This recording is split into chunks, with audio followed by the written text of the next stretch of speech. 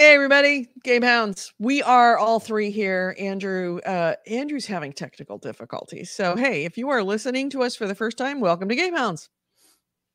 This is the pre-show show where we haven't started. We are talking about stuff and I'm embarrassing myself.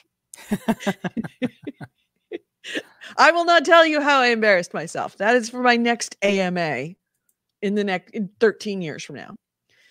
So I hope you enjoyed the AMA last week. We'll see how it goes. We'll see if anyone actually was involved in any of those stories contacts me. So yeah, all right. So you've got you're going to be reviewing the Outer Wilds DLC, Chivalry 2, Library of Ruina. I'm going to be reviewing Rimworld and Kill It With Fire. Oh, you played that. I just downloaded that last night. Yeah, I played it. It takes a little getting used to, but once you do, it's pretty fucking fun. I will talk about it. Andrew? Nope. No sound. Oh no, because you're muted, I think. It says you're muted. Oh yeah. I thought I had removed myself from the chat, so sorry if I sat down and anything was seen. Yeah. So your headset sounds like ass, but it's better than the other one. It's not clicking. Yeah. Yeah, that's because it's now plugged into this instead of. So I have this thing called a mod mic, which is this that you like attach to any headset. That's what I was using, and it's directly plugged in. But apparently it's shorting, and I'm stuck with crappy one. You abuse your electronics. You always have a shorting headset. I do abuse my I unplug it a lot for reasons. It ends up getting unplugged a lot, which of course leads to shorts because it's not really. Well, it's how you unplug it. I unplug my headset a lot too, but I unplug it the right way and don't just yank on the cord. Yeah, I don't yank on the cord, but instead I kick the PC tower until it goes back far enough that the plug pops out. Okay, see, I'll try that next time. Yeah. That sounds like good electronics. It's rough on the PC, but keeps the headset lasting a while. This is hurting me physically. Good. I mean, you know what it's like. How long those the headphones I had. You can tell everybody how I embarrassed myself. Okay, so for any nerds out there, Edie was like, "What's the most powerful card in Pokemon? Black Lotus, right?" And I hope I'm not the only one who understands how wrong that is. On so many, I take full responsibility. I had a brain fart, and to be fair, like that mostly went over my head. I was like, "What?" My reaction was, "That doesn't sound like a Pokemon." I only think I know 2 Pokemon. Charizard, that's one of them, right? Yeah. And Pikachu. Okay, as long as you know Pikachu. That's all. Like the face of Pokemon. Right. When I was a kid and the games first came out, I was able to look at a poster and name all of the original 150. Oh, wow. But I honestly... I think there's like 850 now. Yeah, I'm more curious if I could actually name the original 150. Because I know the starters. There's Squirtle, Bulbasaur, and Charizard. Yeah. And then you had Pikachu as the main one. Corey Wallace says Bulbasaur. Bulbasaur. Yeah, okay. Bulbasaur. And then... Bulbasaur, Venusaur. Venusaur, that was one of them. Squirtle, Wartortle, Blastoise. No, it's Charmander. Charmander is the starter, and the Charizard is the Venusaur. upgrade. Yeah, Charizard is the third form. Corey Wallace says Gray Block. Isn't that one? Yeah, it should be. If it's I don't know. They have literal garbage as a Pokemon. There's a literal pile of garbage that is a Pokemon, and a melting ice cream cone. Literally anything is a Pokemon now. Yeah. Oh, Jigglypuff. Yeah. Let's not forget Jigglypuff. Yeah, Jigglypuff, Snorlax, Ivysaur, Pidgey, Meowth. Oh, yeah, that's right. Meowth. I'm thinking of the show now. Fuck, what's the little the 3 guys? Diglett. Diglett, right? Diglett? Yeah, that's the one. That's the one? Oh, what's the 3? Diggler? No. Why are you acting like we're not uncool? We are talking about fucking Pokemon. To a man deep in his 20s that is gainfully employed, and he's casting shade on us because we don't fucking know Pokemon. It's literally my childhood. So I know. Hey, it was my childhood too. Okay. You want to know what my childhood was? Atari. Like, Jax or whatever? Single stick and the red button. Oh. Okay, I'm looking up a poster of the original Pokemon. Want to share with the rest of the class? Okay, let me get this loaded. Okay. Shit, I've got to find the. It helped that they had a catchy song for the 150. Like Animaniac style. Yeah. Is this it? This has got to be it. Oh yeah, I'm sharing the screen. Yeah, there we are. That's what I was looking at. Okay, this has got names though. I wish I could find it without names. We have the trio. So also like there's the Corey names... Wall says, I thought your childhood was a rock. I thought it was when Jax was brand new, like the thing where you drop the ball and you try to pick up the like pointy things. I did play Jax. Oh, you mean ball on a string? Ball on a string. No, Jax is when you drop the ball and you had to pick up 1 Jack, then you drop the ball again, pick up 2 Jacks, drop the ball again, pick up 3 Jacks. Oh, Jax. Yeah. We did play that when I was a little kid. It was a real thing. And yes, we also played marbles. Yes. I grew up in an era where we played marbles. We played it like not much because it was kind of boring. But to be fair, I grew up with Pogs, which is the 90s version of marbles. Yes. So fun facts for everyone for Pokemon, and then we'll move on. There is a handful of episodes that have been not canceled, but removed from the air in America. For numerous reasons. Whose episodes? Pokemon. I know some of them. I thought it was talking about our episodes. I'm like, we have? I know some of them all for one in particular for epilepsy. Strobing. And that was the episode of Magneton, which are these little magnet Pokemon. It did an electrical attack, and it flashed white and blue on the screen over and over again, and it caused kids to have epilepsy. So they removed that from the show. There's one where Ash went to a place called the Savari Zone, which is essentially meant to be kind of like the Savannah, you go catch Pokemon, but you don't really battle area. And that was removed because Ash got a bunch of guns pointed at him. Like, is that it? Yeah, like it was just. Did they not see Looney Tunes? Have we not like Elmer Fudd? Although this is a 4Kids production, so that's what I was thinking. Elmer fucking Fudd. This is the era of 4Kids. Shoots Daffy Duck in the face and sends his bill to the back of his head. The gutting of Dragon Ball Z. This is fresh anime for kids, so they really toned that back. And the final set of episodes that were removed were with a Pokemon called Jinx. And in Japan, it's a pretty, like, it can be kind of racist, the depiction, the Pokemon Jinx. In America, I know Jinx. Yeah. At least it was considered that way, and 4Kids changed the Pokemon from, like, black skin to purple. And they also just removed any episodes with it. Yeah. Afterwards. Bitter says the James cross-dressing episode? No, I think that's still in there. I'm not sure. I don't Bitter even know. Says 90s parents were sensitive. Yeah, who's James? I know Ash, James, Misty, and Brock. Team Rocket. Wait. James was the male of the two. They had names? Yes. James, Jesse, and Meowth. Oh, yeah. Anyways, that is our Pokemon trivia for the day. Yep. Thank you very much, AC Wraith, for providing us to remind us that we do have a Patreon that does pay for this show. For the gaming podcast and not the Pokemon podcast. Yeah, the Pokemon podcast we pay for on our own. Yeah, that's on Fridays, guys. Well, We've been going for 3 I've got years TV straight now. talk.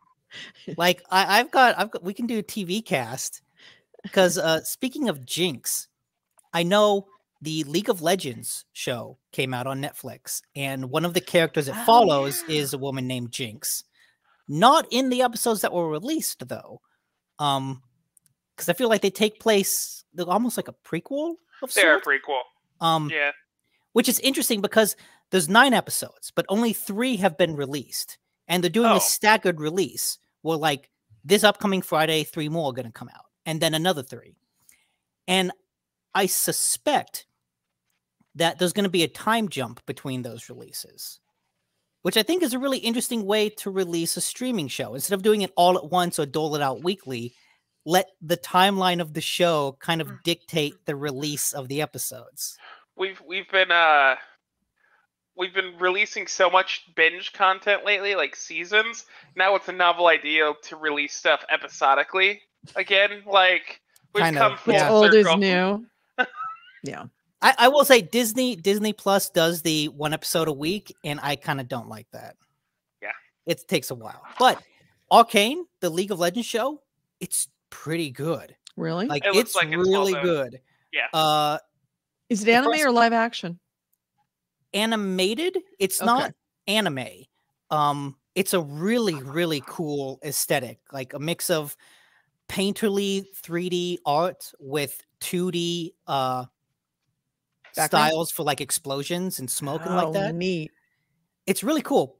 But what I love is like the show feels like it's really taking its time doling out the world, building these characters.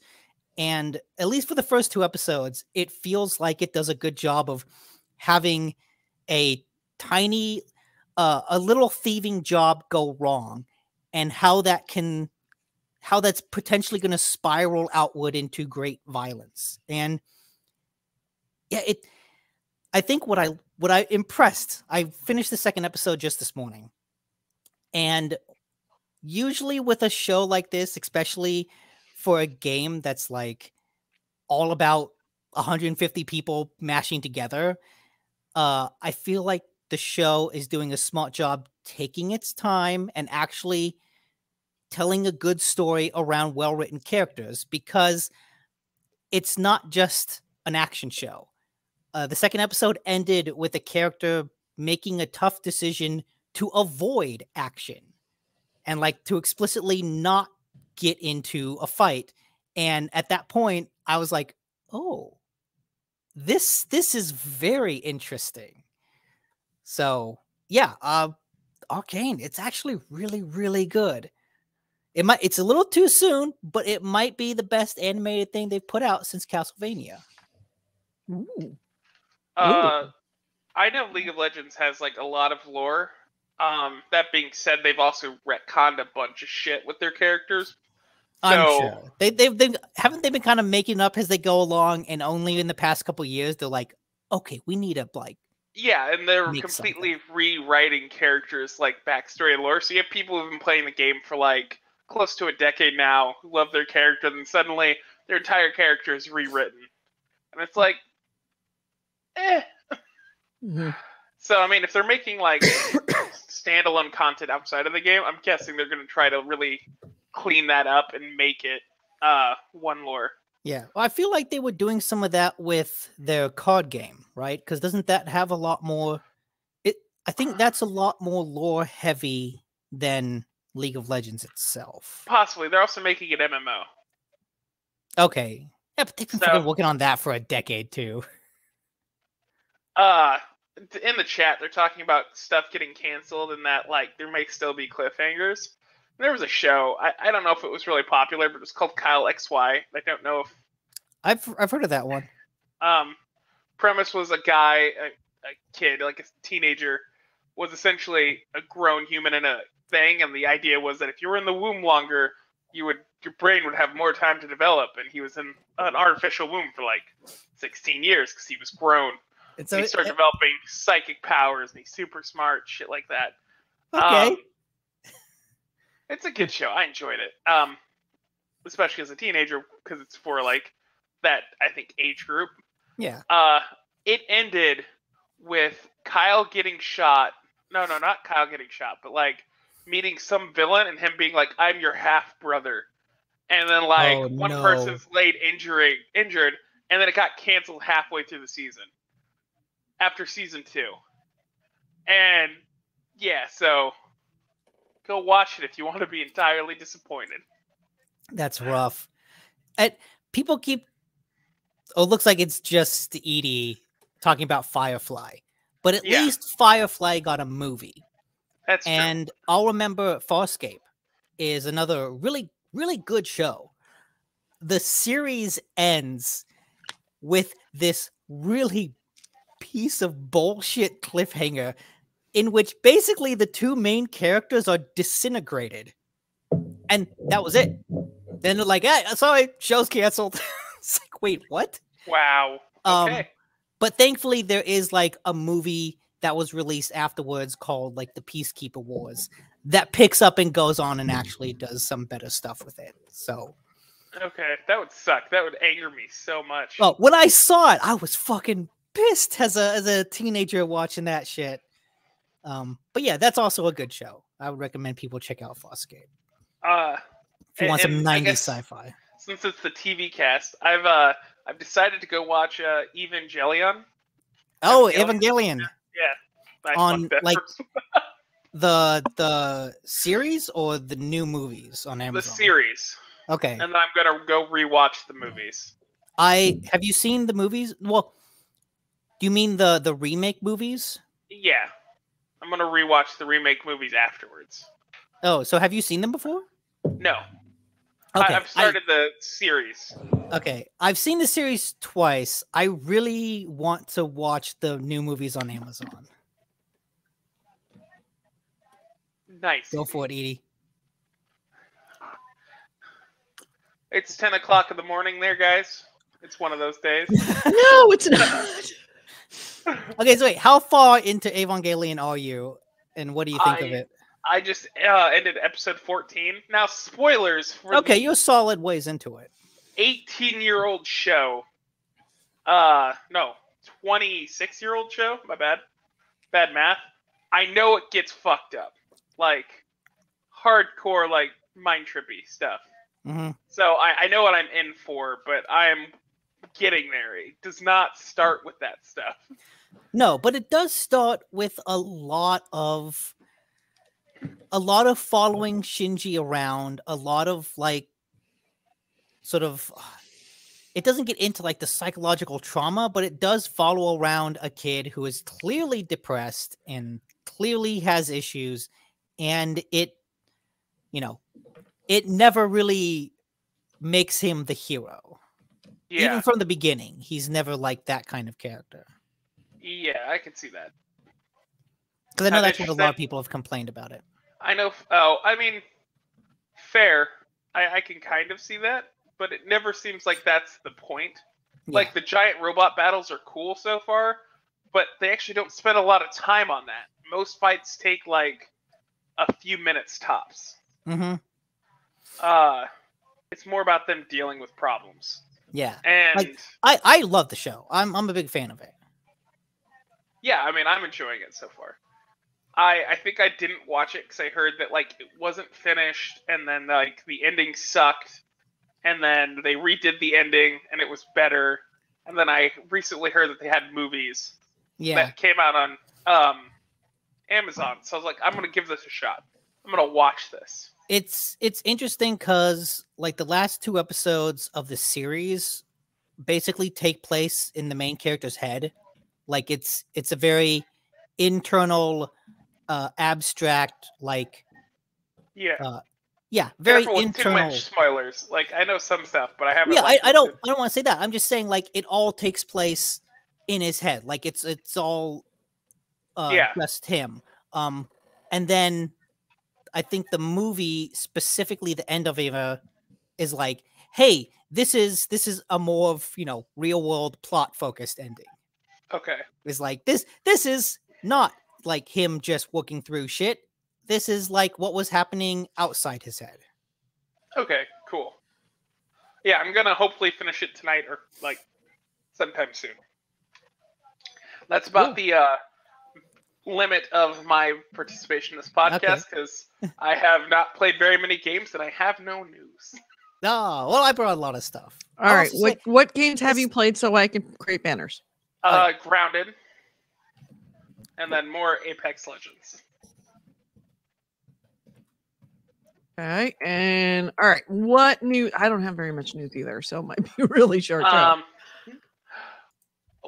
Superliminal gets an update. Hold on a second. Let me. Okay, that's a weird game to get an update. It got a multiplayer mode. That's even weirder. Let's not do the show. Okay. Before we do the show. I only mentioned that one because it's like Nick played that game and he somewhat enjoyed the first half. And then the second game... It's supraliminal, right? Liminal. Superliminal. It's just that's such a weird game for multiplayer.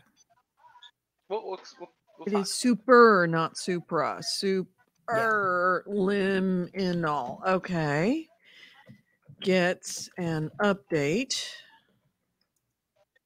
What other news items do we have? Elden Ring. Elden Ring shows gameplay. That's the biggest news of the week. I heard some about that, so I'm looking forward to hearing what the whole full story is from you. Let's see. I've got Golden I-007 finally unbanned in Germany. Which one? Golden I-007. They've unbanned it finally after what, 24 years. Didn't even know it was banned. Ex Blizzard devs open studio where only female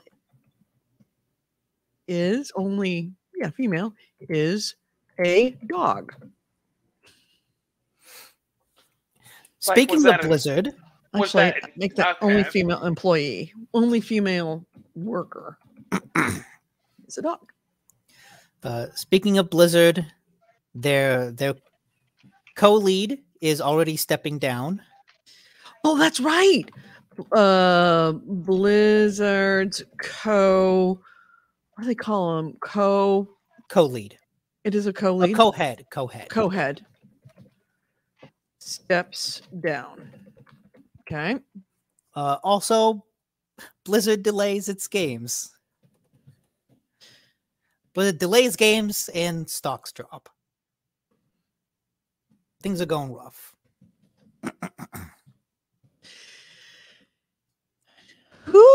Somebody canceled a game that nobody even knew that they were working on. It cost them $54 million. Oh, yeah, it was Take-Two. Yeah. Take-Two, that's right.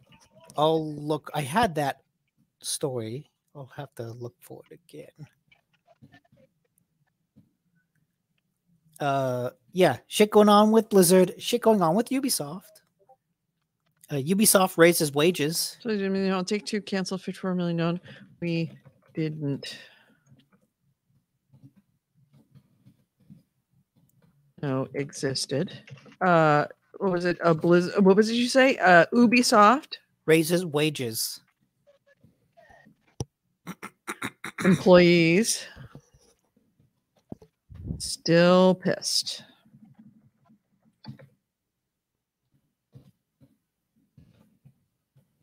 Right. Marvel's Midnight Suns delayed. SUNS? Yes. Plural? Yeah. Okay. Not possessive. No. There are multiple suns. And they're at midnight. Yes.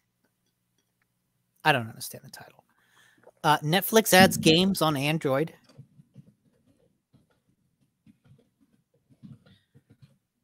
Look at Nick. Yeah. Bringing the stories this week. Returnal adds save feature. You think they didn't want to, but they just caved to the backlash. It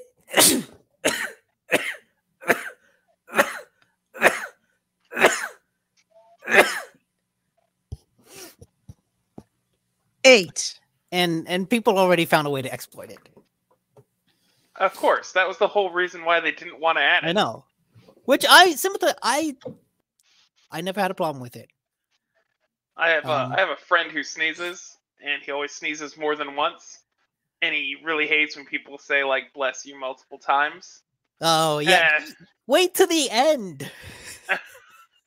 Jesus, I don't even bother to say bless you. I just count. Sometimes audibly, sometimes silently, like that time. You just say shut up. Yeah.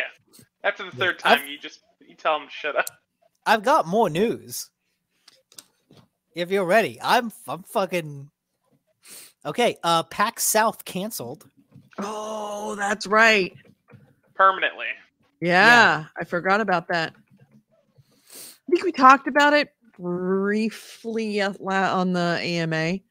Okay. Yeah, we do have 2 weeks worth of news, technically. I mean, we also talked about how Activision got rid of. I mean, they made a bunch of changes, which all were just. Oh yeah, Kotick, like right. Kotick is taking the minimum amount. Nick, you're making more money than Bobby Kotick this year. He's making $63,000 this year, which is like, if you're going to do it, I mean, that's fine. Granted, $63,000 after making $150 million a year since God wore short pants. Oh yeah, he's going to be fine. He's going to be fine. And I'm his sure kids are not starving. No, not at all. But the getting rid of the mandatory arbitration is kind of a huge thing. Yeah, it is. It was a lot of good news, and I think. What else happened last week? Like the court, the judge, he didn't dismiss any of the cases. Like they're all still ongoing. Right. But like the ex parte, right, the emergency ex parte agreement. We need this rushed, and he's like, no, this doesn't need to be rushed. No. So everything is still up in the air. Everything is very much still up in the air. It is now a shit show between the EEOC and the DFEH, but yeah. We'll just keep watching and hope. Oh God, I can't believe the DFEH did what they did. I cannot believe they did that. I mean, I don't want to we're not going to talk about it in the show.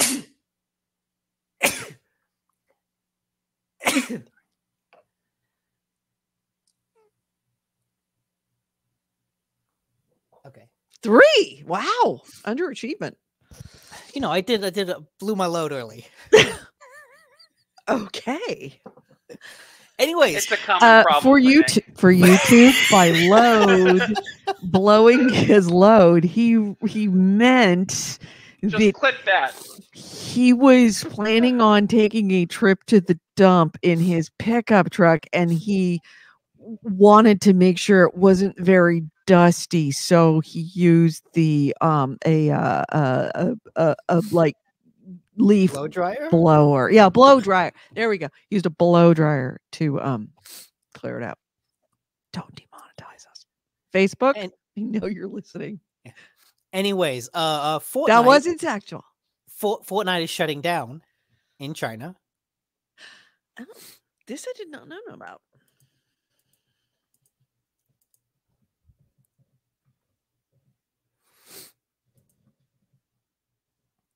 If you are listening to the show and you're going, why aren't they talking about it? Because we're going to talk about it during the show. We haven't started the podcast. We have to hit play and record for the podcast, because there are a lot of people that listen to this show still as a podcast. So, by the way, if you ever want to listen to it, it is on iTunes. Feel free to look it up.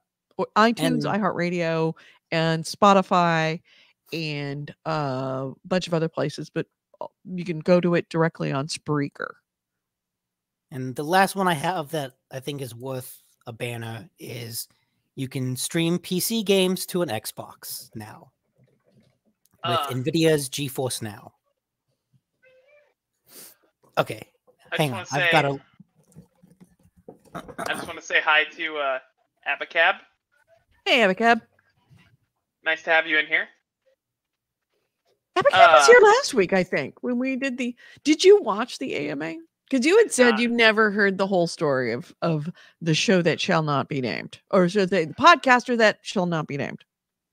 No, actually. It is all there. I actually went back after I sobered up and listened to it. And yeah, that's pretty much the whole story. Told long version. I could have shortened it by at least one visit from Instacart. But it's the whole story. So if you haven't watched that, feel free to go back and watch last week's AMA. I have another banner. EA and NFTs.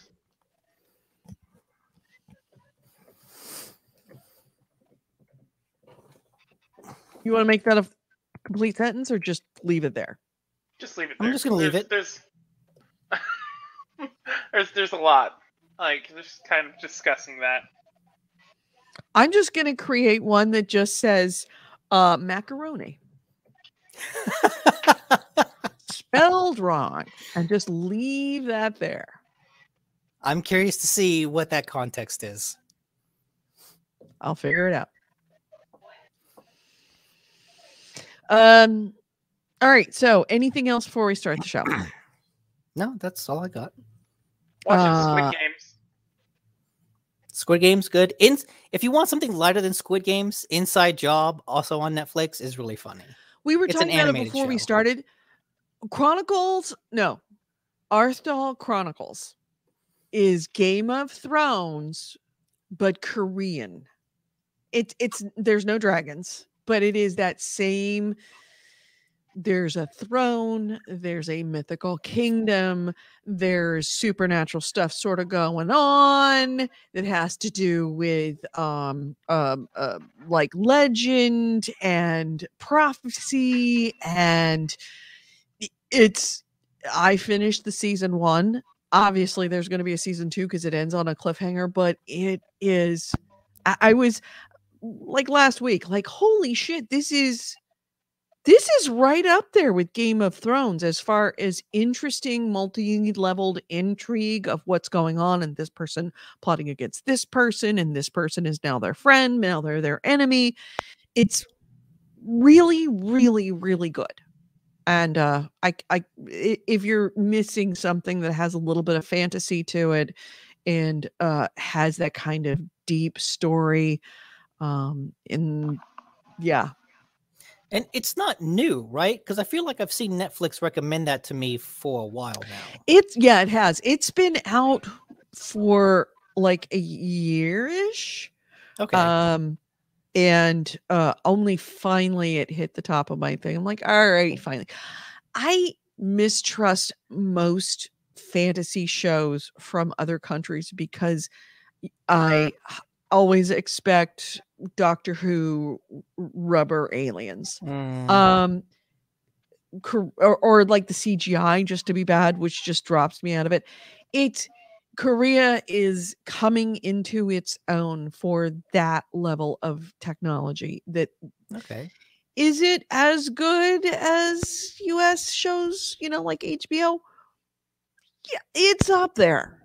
There's, if you're like a pro, you can see the seams, but only if you're a pro. It is surprisingly good. And the stories, despite the fact that it is subbed, the stories still hold together really fucking well. And the acting is so good. Even through subs, it is good. So, and the story just, it is... Every night I was left with like, oh fuck, oh no, what's he gonna do? How many episodes is it? 13. Okay, boom, you got me, you sold me. It's short.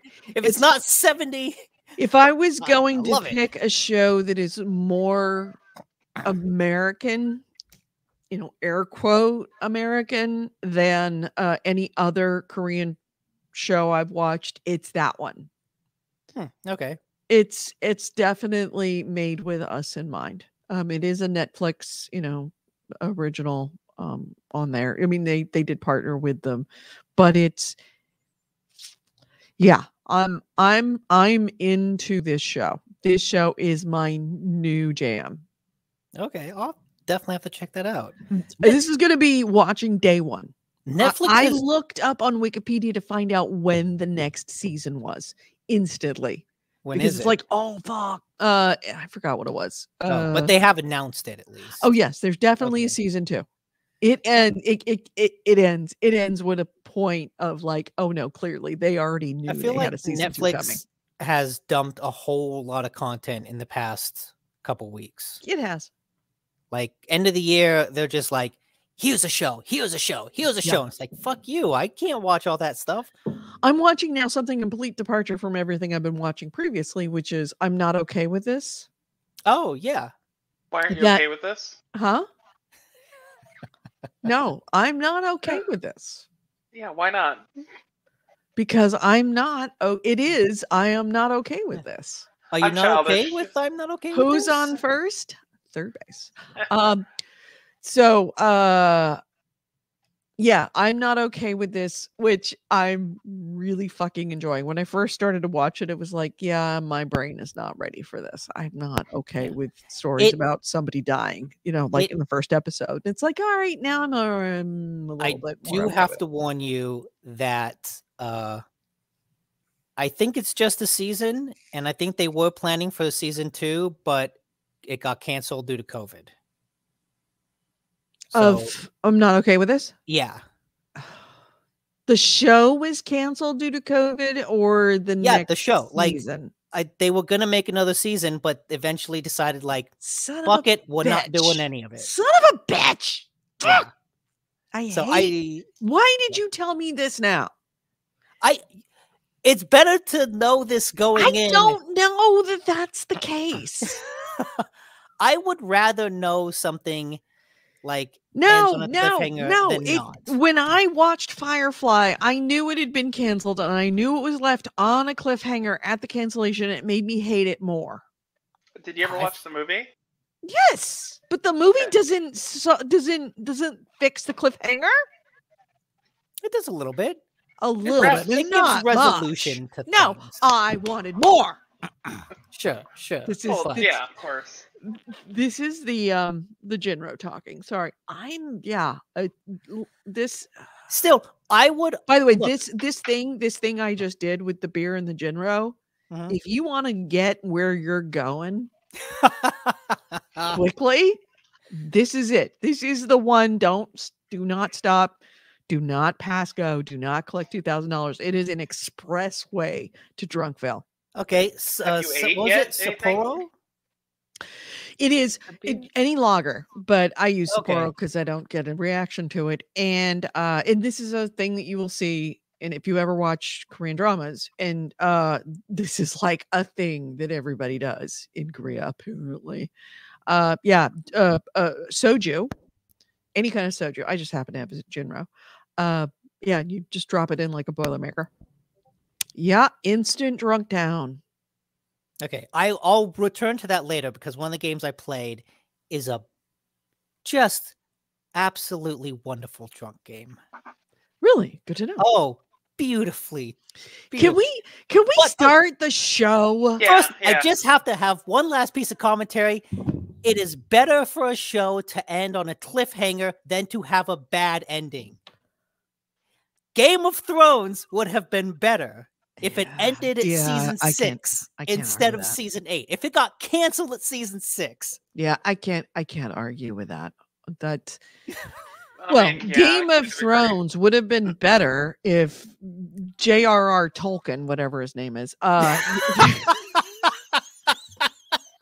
his Pokemon, his Black Lotus Pokemon. Okay, I know your pain, Andrew. I know your pain.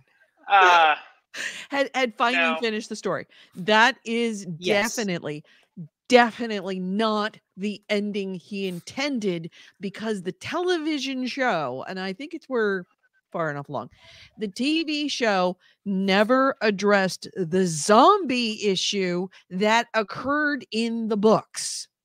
Yeah.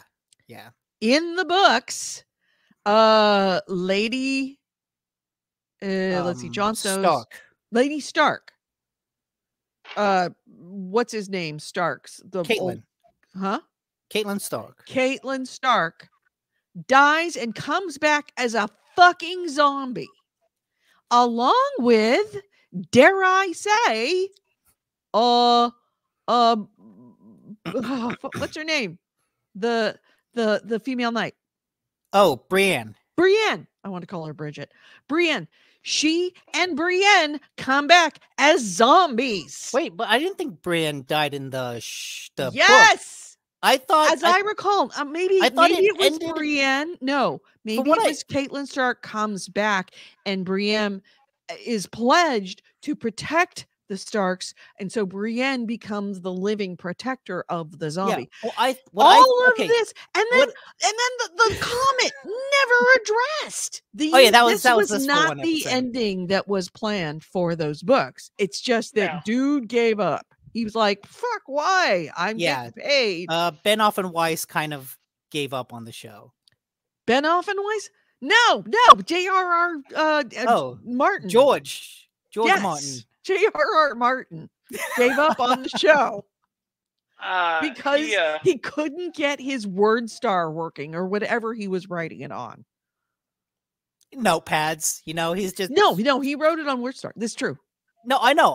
I'm just saying it's the equivalent of just he just was like, I could wake up in the morning and finish this book. Well, to bring it all back around, I could go to the bank and cash HBO's check. To bring it back around, he did write the backstory for a game that is coming out in the next couple months. So, which we'll talk about. Elden Ring. Oh, really? I didn't know that Yeah.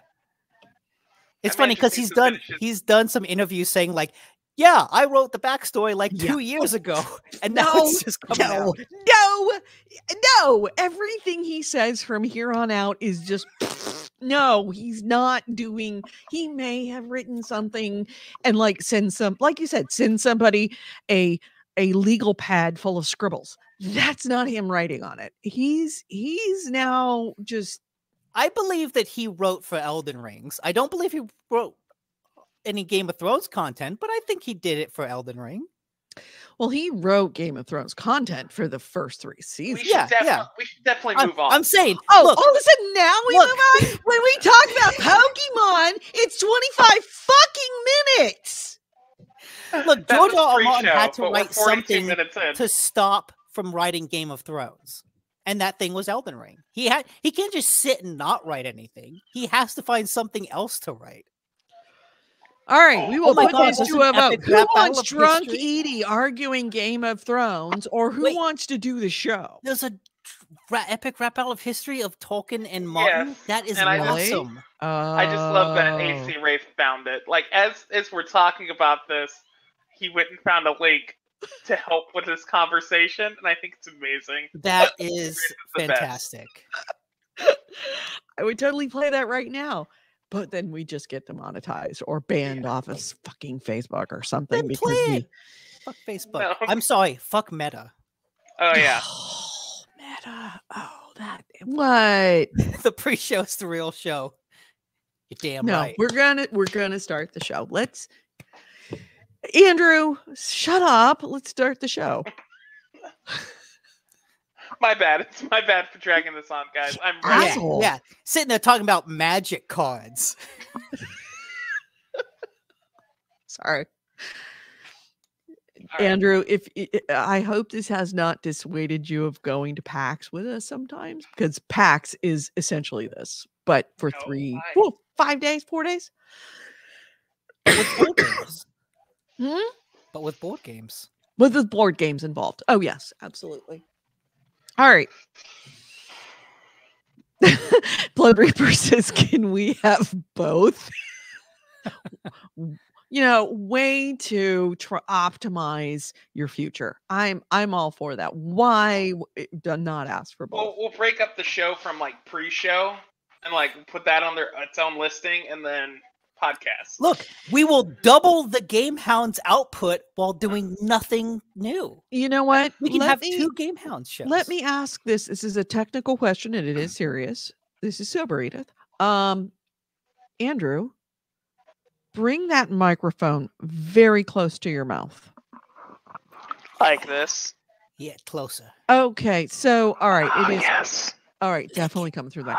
It sounded for a minute. I've been kind of entertaining it in the back of my head that it might be like a laptop mic or something that was picking you up because I was hearing so much reflection off the walls. No, but no, it is that mic. When I got this headset, I did a lot of research because it's wireless and I wanted a wireless headset. And I was like trying to find one that didn't have a shitty mic. And by all accounts, this one didn't have a shitty mic. And then I plugged it in for the first time and everyone's like, God, your mic sucks. And I'm just like, no, yeah. I've failed. For the record, if you ever want to do a show with a headset, there are no wireless headsets that don't have shitty mics. They don't exist. Used to be, they don't exist anymore. If you want the best, then you really have to get an external interface and then plug it in. You're going to need one that has, not only wired, but it has to go to an external interface, a digital interface that plugs into your computer. Just the way things are. If I wasn't so worried about embarrassing myself, I'd try extra hard to do a 1940s voice. But I would embarrass myself, so we're not going to do that. Get one of those hats with the reporter right. flag on it. Call all women dames. All right, so this dame is going to start a show. Can we do that? Do all right, I guess. All right, let's do it.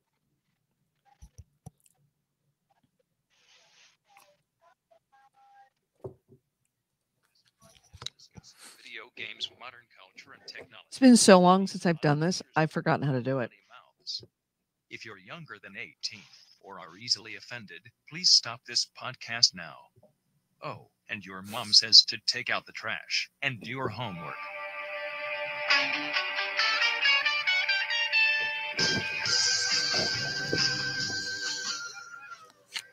Mics are hot. Hello and welcome to GameHounds. GameHounds episode 616. We are recording on Sunday, November 7th, 2021. I'm Edie Sellers. With me is Andrew Smith and Nick DeNicola. And first, I want to apologize to everyone who listens to this show as a podcast. You have gotten the short end of the stick for the last couple of weeks. Andrew and Nick did a show, and that because of the technology that's involved, they don't have the ability to be able to do a podcast at the same time as doing a video cast, so they only did it as a video cast. Last week I did because Andrew wasn't here and Nick wasn't here, I did an impromptu AMA, so you have missed out on 2 episodes, and I sincerely apologize for the fact. I still love you guys as podcast listeners, and I just wanted to point you, if you really, really miss us, if you want to make sure that we are still around, that we haven't quit the show or the show hasn't died, feel free to go to YouTube, and we are under GameHounds Vids. That's VIDS as in videos on YouTube or on Twitch or Facebook as The GameHounds. Frequently, if I'm not around, it defaults to the video cast. So just, I want to apologize that I have not been treating you well, and I recognize that. So I'm sorry, and I still love you, and you're still my friends. Just, it's been a weird couple of weeks. All right, so Nick, Andrew, how are you? I'm good. Yeah. Good. Yeah. Definitely present. Yeah. And Andrew sounds like ass because his headset died. Oh, also, that's just my voice. Sorry. No. Yeah.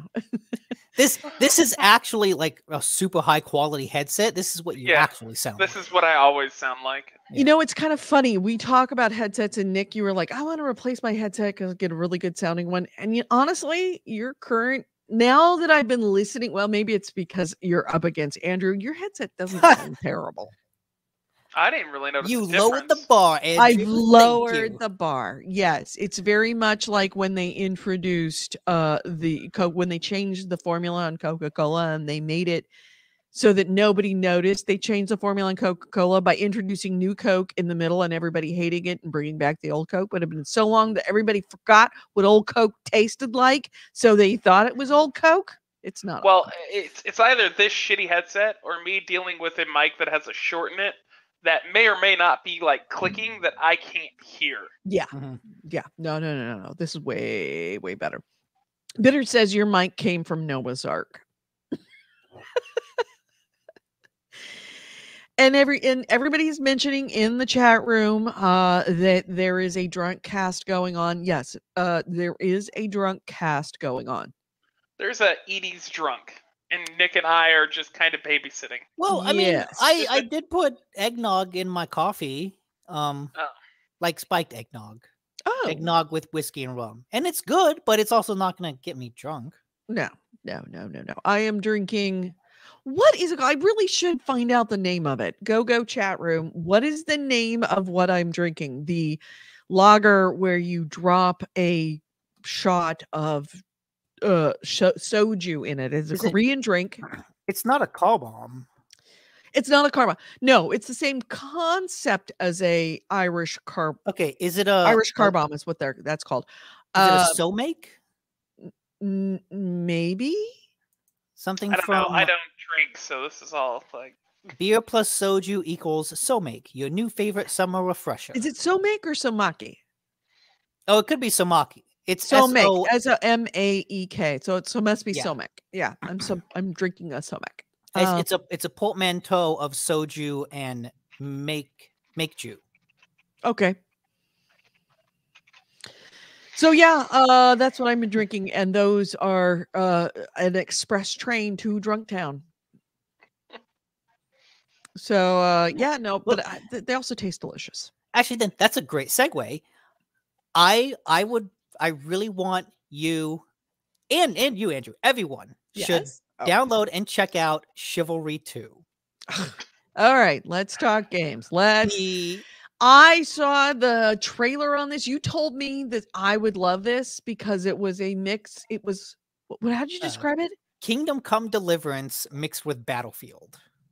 And that sounded great. And then I watched the preview tutorial video on it, and it was like, this is what about it wasn't interesting? It seemed like it's like, this seems way more involved with the swinging of the swords and the axes. And yes, there is that element in Kingdom Come Deliverance, but there's also like the story. If Kingdom Come Deliverance had just been the fighting, I never would have played that game. There was the story, and to be honest, I could like avoid the fighting as much as possible. So yeah, the way the combat works is it's really involved with the way you swing a sword. You kind of you can slash, you can stab, or you can do an overhand swing. And the way the physics work is that it's kind of always tracking where your blade is on the screen. And so if there's a guy standing right in front of me and I swing the sword and I do a horizontal slash, it knows the combat system is small enough to know that it will only count that swing as a hit when the sword itself is in the middle of my swing, hitting the guy right in front of me. So what that means is if there's guys standing around you and you swing, it counts as you hitting all of them. And what that also means is when you swing, normally you're just doing your arms. But if you use the control stick to look around, to basically turn your hips, instead of just swinging with your arms, you swing with your hips and get a huge arc, you'll hit even more people. And so it kind of takes into account that. So when you're in the middle of combat, there's a lot of like looking around. Oh, I saw a guy, run past me. I'm going to swing, and then I'm going to turn into the swing to try to cover extra distance. The way blocking works is kind of similar, where you can't just hold block. You need to block and look for the tip of whatever weapon is coming toward you. So like if someone has a really long polearm and they're swinging it at you, they're swinging it to the side. if you just block in front of you, you're going to get hit. You need to block to the side as the tip of the polearm is coming toward you. See, that's so detailed, and I don't it's want very part complicated. Of that. Yes. In practice, most of it means jack shit. Really? Yeah. Because you're running into a mosh pit of steel blades. And honestly, a lot of times I'll just run up there. I start swinging as I'm moving, which they also teach you to do. And just try to like hit 3 people, and then I'll get myself decapitated. But it's like, you know what? I hit 3 people. Fuck yeah. I took down more people than I was. Yeah. And so that's a net gain. In practice, what I've noticed is you don't really need to look at the tip of the weapon. I find that if I'm looking straight forward and I see a guy swing and like, oh, the swing is coming in from the right side. If I just kind of hold block, look to the right, and then look back, you block it. Like, you don't have to find the tip and line up the cursor on your screen with the tip of the weapon. You just have to like look to the side because that's where the weapon's coming from. Then look back because, you know, the guy's in front of you. And so in practice, it's a lot less involved than it sounds like on paper. If you want to get really, really good, you know, then sure, I feel like there's a lot of like twisting and looking that goes into that way. But for the most part, like, this is the Battlefield part of it. It's chaos. It's just wonderful, fucking insane chaos. Okay. Most of the time, I'm not getting in one-on-one fights because I'm looking, oh, there's 2 guys fighting over there. I'm going to come up behind that motherfucker and just hit him in the back. And then of course, no honor. And then of course someone does that to me. Well, it's like me and another guy, and I'm like, okay, me and you, buddy. We got this. Let's do this. You and me, and someone puts a axe in my back, and I'm dead. It's like, God, asshole. Damn it. Is it multiplayer? Oh yeah. It's only, well, it's mainly multiplayer. But you can play against bots. Like, you can play offline against bots. Yeah, this is a massive like multiplayer game. Yeah, like these are all actual people. All right. What's interesting, and so the reason I bring this up is because like, it came out earlier this year, and I'd kept my eye on it, but it's on sale now on PSN. It's on a huge sale for like $30. And it's like 35 for the regular game, and it's 39 for the deluxe edition, which has got all the, you know, bells and whistles. So but like, even from the beginning, I don't think this was a full price game, because it kind of feels a little bare bones. Like, the combat system is cool, but it's just these multiplayer modes. But the multiplayer modes are really fun, and they've actually added in a couple new ones. The team deathmatch is kind of the core. You also have a free-for-all, where it's literally you against everybody. And that's where you run into a lot of issues of, oh, it's you and me fighting, but then Bill is going to come up behind me and put an axe in my back. What's neat is, dude, you can throw any weapon you pick up. Yes, I was looking at that, and then somebody came up behind him and killed him. He just got saved, but yeah. All right, we're watching gameplay. You can also get a loot. Like, that's an item in this game, so you can just run around playing a loot. Like, the loot, LUTE. I thought you meant LOOT. I'm like, I hope there's loot. No. So there's one mode called Brawl, which is new, and it's basically the equivalent of a bar fight, where normally the game has different classes, and as you play more, you kind of rank up each class. You got like an archer, a knight, and they all have different weapons and stuff. In Brawl, everyone plays as a knight, and nobody spawns with weapons. Instead, you spawn with random objects that would be in like the castle dining hall. So a lot of times you spawn with a mug of beer. Sometimes you'll spawn with a chair. And you can pick up any of the stuff in the environment too. So there was one great Brawl moment I had where I saw two people fighting, and then I saw an anvil. And I'm like, I'm going to pick up this heavy-ass anvil and just walk up behind some dude, chuck it at his head, and sure enough, I killed him. I picked up the anvil again, and as the other guy was charging at me, threw it at him and killed him.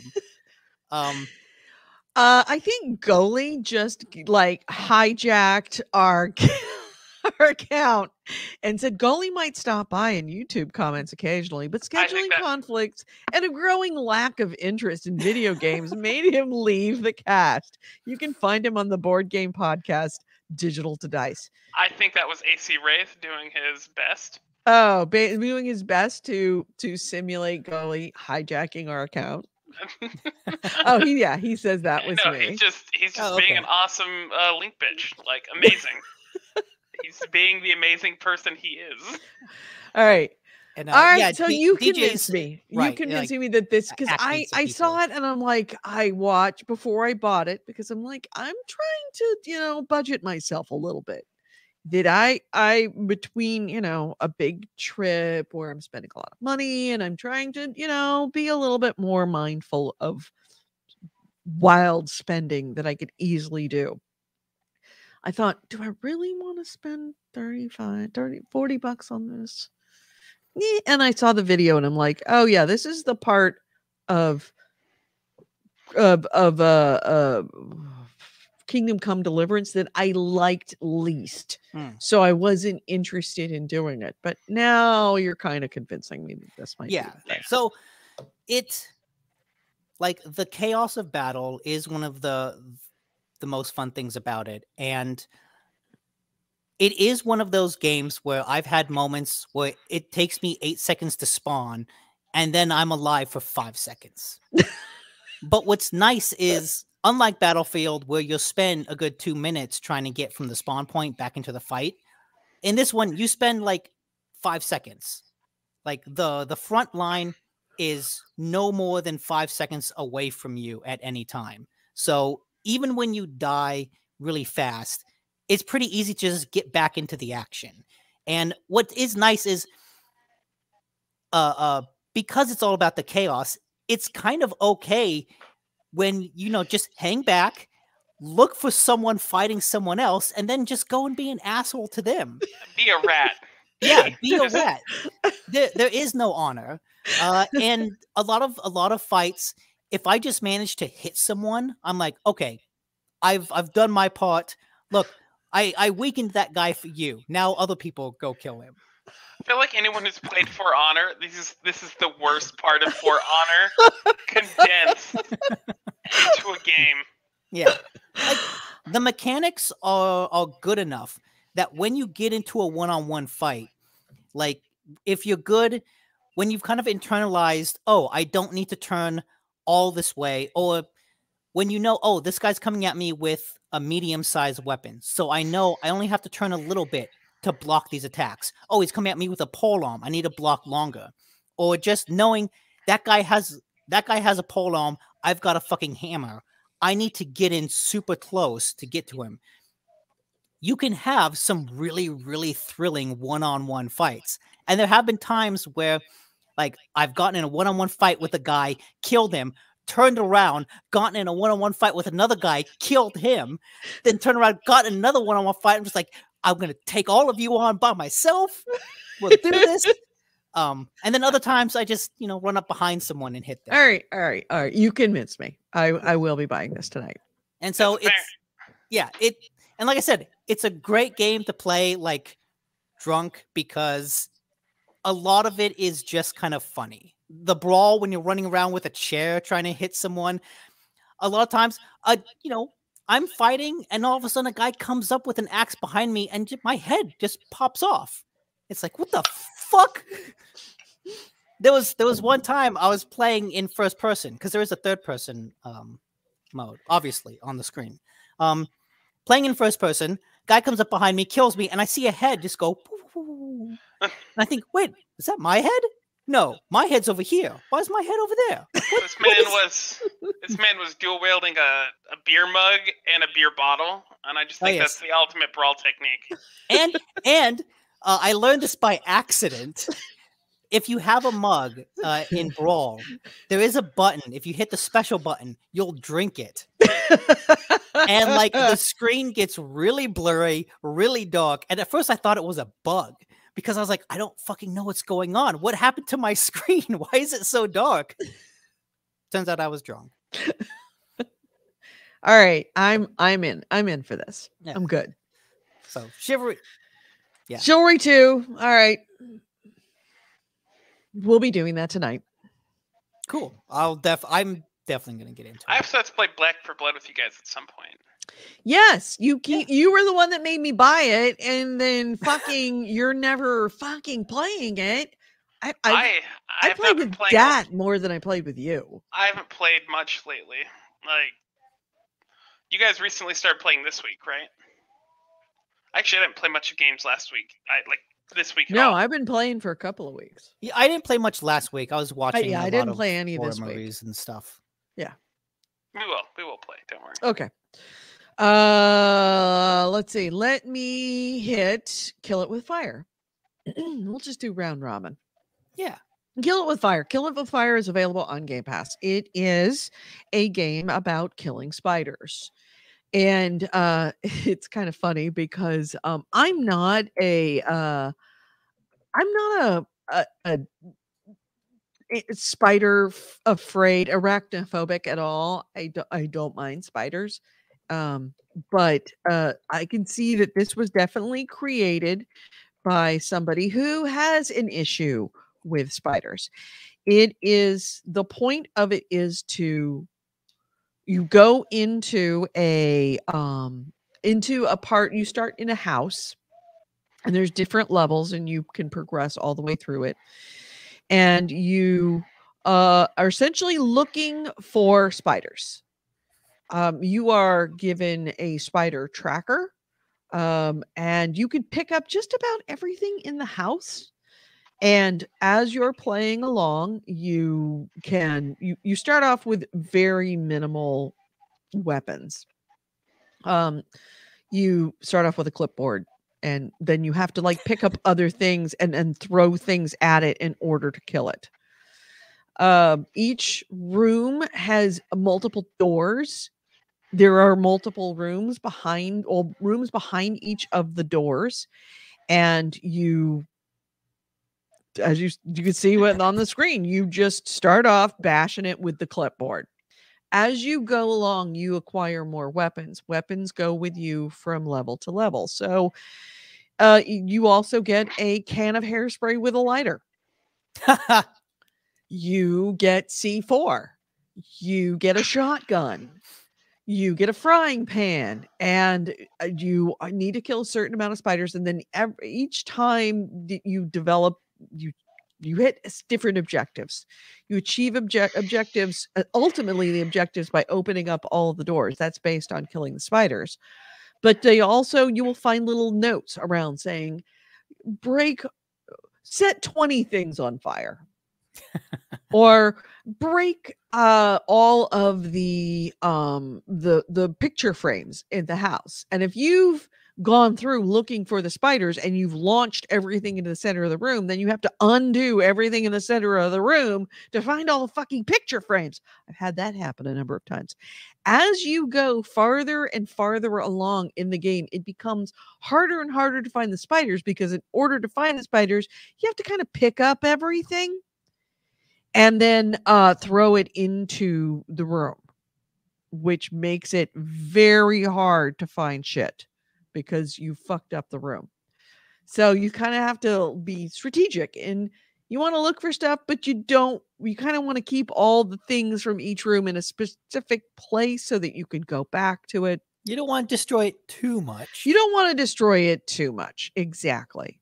And then you learn that later on. Like there's objectives of finding all the tools after you've destroyed the whole garage, and putting all the tools back in the garage. At the end of each level, and in each level, there is a boombox.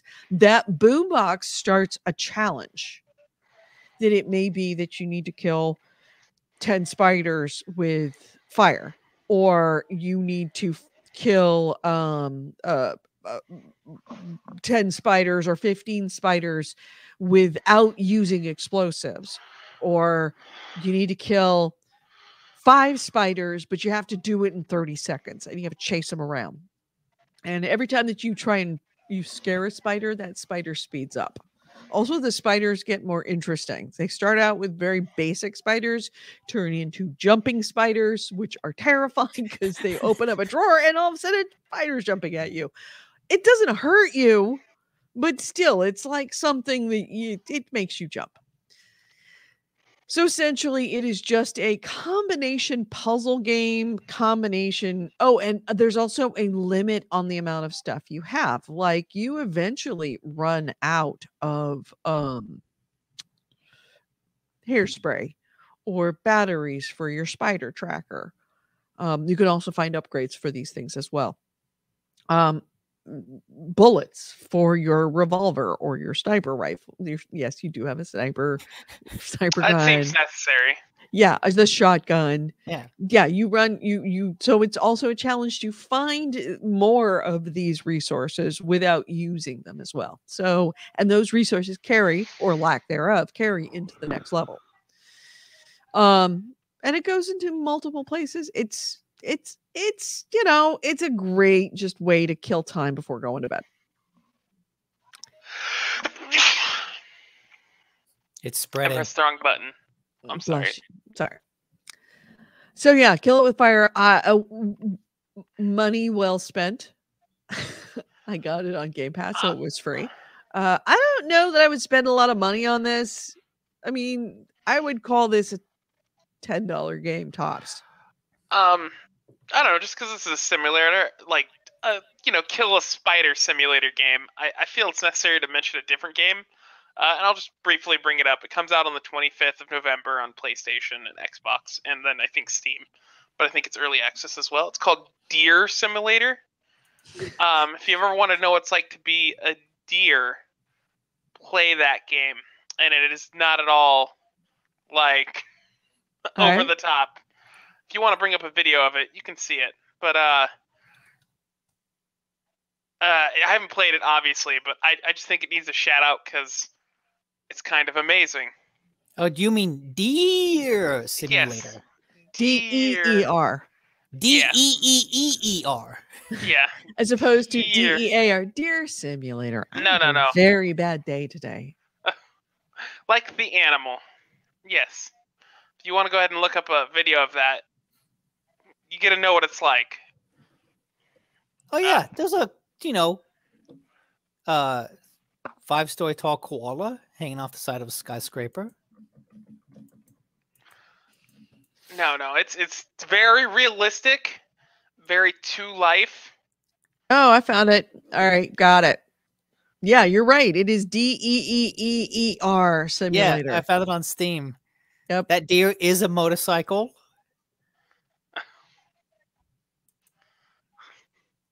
This is the trailer for it. It's a bird, it's a plane, it's a deer.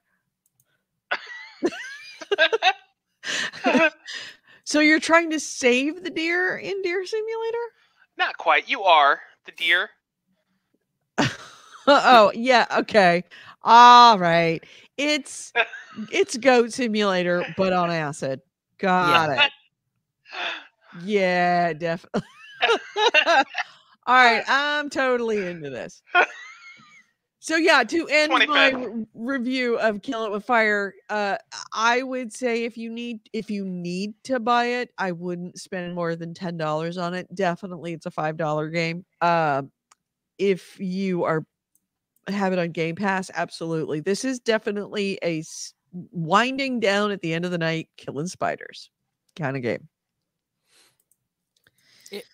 It reminded me a lot of another game on Game Pass, Cat Lateral Damage. Right, Cat Lateral Damage is it's just your cat going around knocking shit off shelves. Yeah, like it's really cute, really simple, and just not a thing that it's a little more.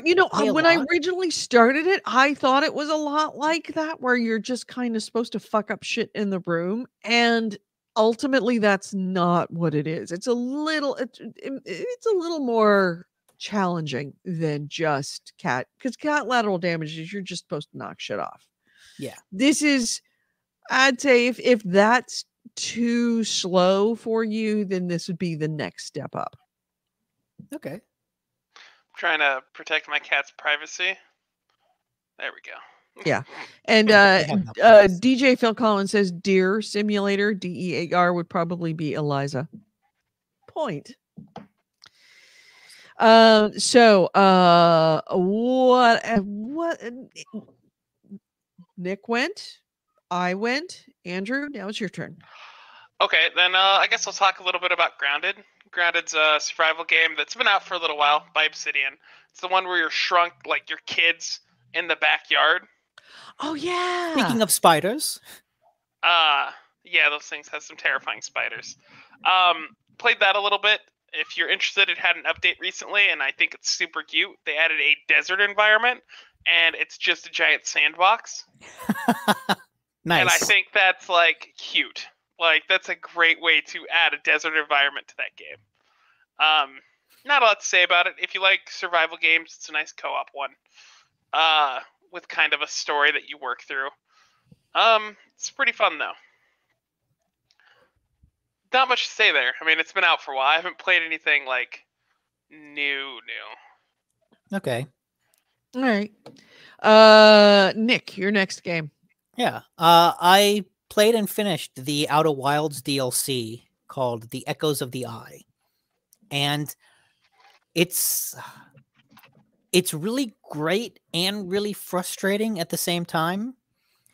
I think what's really cool about it is there's kind of two new areas with it. The first area that you go to is a genuinely impressive, like sci-fi structure that you don't. I'm surprised more games haven't done this because it's really, really cool. And in that way, it does what Outer Wilds did really well in that because it kind of took place in this scale model solar system, you could see really impressive like cosmic events happen, within 2 minutes. You could see it happening before your eyes. You could see black holes swallowing planets and stars exploding and stuff, gravity pulling stuff from one planet to another. And you could see it happening before your eyes. And this is similar, where you get to explore a really impressive sci-fi structure that games haven't actually portrayed before in a way that's really neat. Like you can actually do it to be able to walk around it is really neat. That's the first area. The second area, a lot of people have had issues with it because it's really dark and it kind of becomes a stealth game in that Outlast style, where you are walking around a really dark place with other things kind of around you. And if they see you, then you have to start over. You get caught and you have to start over. And the problem with that is there's still a lot of puzzles in that dark area. And the way puzzles worked in Outer Wilds is they were really emphasized observation. Like you go to one planet and you just kind of look around and see what is weird in this planet. Like what's going on here, walk around and just kind of tinker. And then you go to another planet and you kind of realize, oh, this thing that I learned here, I can use on that other planet. And so through that process of observation and connecting the dots, like you're able to solve puzzles and get past obstacles and progress through the story. But when you're trying to navigate a pitch black environment with a tool that either lights up the area around you, like 2 feet around you, which is nothing, or you can see ahead of you, but only a little tiny pinprick. Both of those ways of navigation are just frustrating because you can either see around you, but not very far, or you can see far ahead, but only a dot. And for a game to hide puzzles in an environment like that, to hide environmental puzzles in an environment like that, just becomes really frustrating because you can't see the environment. And so I just jumped to a walkthrough, like after kind of banging my head against it for an hour, because the structure of Outer Wilds is the sun is going to blow up in 20 minutes. So you kind of have 20 minutes to explore this solar system. Then the sun blows up and everything kind of gets reset and you can go and off and explore again. I spent 3 cycles going to this dark area, just wandering around, pitch blackness, bumping into shit, and just kind of getting lost. And after doing that 3 times, I decided I don't want to do this. See, a good puzzle game needs to like reward you for feeling clever and not make you fail because it feels like you miss something. If you're constantly missing something because you just can't find it, that's gonna really kill the vibe of a puzzle game. And that's one of the things that happened in this game is, like, I realized, oh, I went down these stairs, and if I turned right and took 2 steps forward, there was a passage there. But because I went down the stairs, looked right, and then went left because I didn't see anything, I missed it. And that's really frustrating. But at the same time, there's still a lot of puzzles in this game, in this DLC specifically, that are still really greatly designed. And the story that it tells, I think, is genuinely interesting and thoughtful, and the way that it incorporates itself into the main narrative is actually really, really neat. Like, there's so much of this game, of this DLC specifically, that captures what made Outer Wilds fantastic. But unlike the main game, it's kind of saddled with this stealth section that just feels frustrating. So, like, if you really like the first game, this isn't necessary. Like, you don't have to have it. But it is good. Just, like, don't be afraid to look at a walkthrough. Especially if you're getting frustrated. Yeah. Don't bang your head against the stealth sections. It's not worth it. All right, so let's see. The next thing, round robin. This would be Rimworld. I've heard of this. Yeah. Oh, yes. Rimworld is amazing. This is the cannibalism game. It can be, yeah. It can be, but it isn't obligatory. Is that on PlayStation now? No, I got it on Steam. It's for Mac. Okay. So I was able to play it. Rimworld is brutal, but amazing. Mm-hmm. If you ever get the time, just go read some of the Steam reviews of that game. Really? Yes. They often will bring up stories about what happened in that game, and it's amazing. Yeah, and the nice thing about it is that you can play it. It's easy. You can play it really freaking hard. So yeah, Rimworld is essentially a survival game. You crash land. You have to pick your colonists based on their abilities. You can manufacture, create your landing people. You land with 3 people. There are other civilizations on the planet so that you don't have to worry about, well, you sort of do have to worry. Some of them are going to be gentle. Some of them are going to be hostile. Some of them are going to be savage. There are other cities and towns, and you have to kind of deal. I only started playing it last night, so I can't really say too much about it. I only just got electricity. But it is a pretty freaking fun game. And the AI is just that perfect balance of responsive and annoying. Because you have all of you can instruct your colonists to do things, but sometimes they do things, if you instruct them to do it, they will do it. But it is, they sometimes will do it, sometimes to their detriment. So you kind of have to really baby these people through the situation.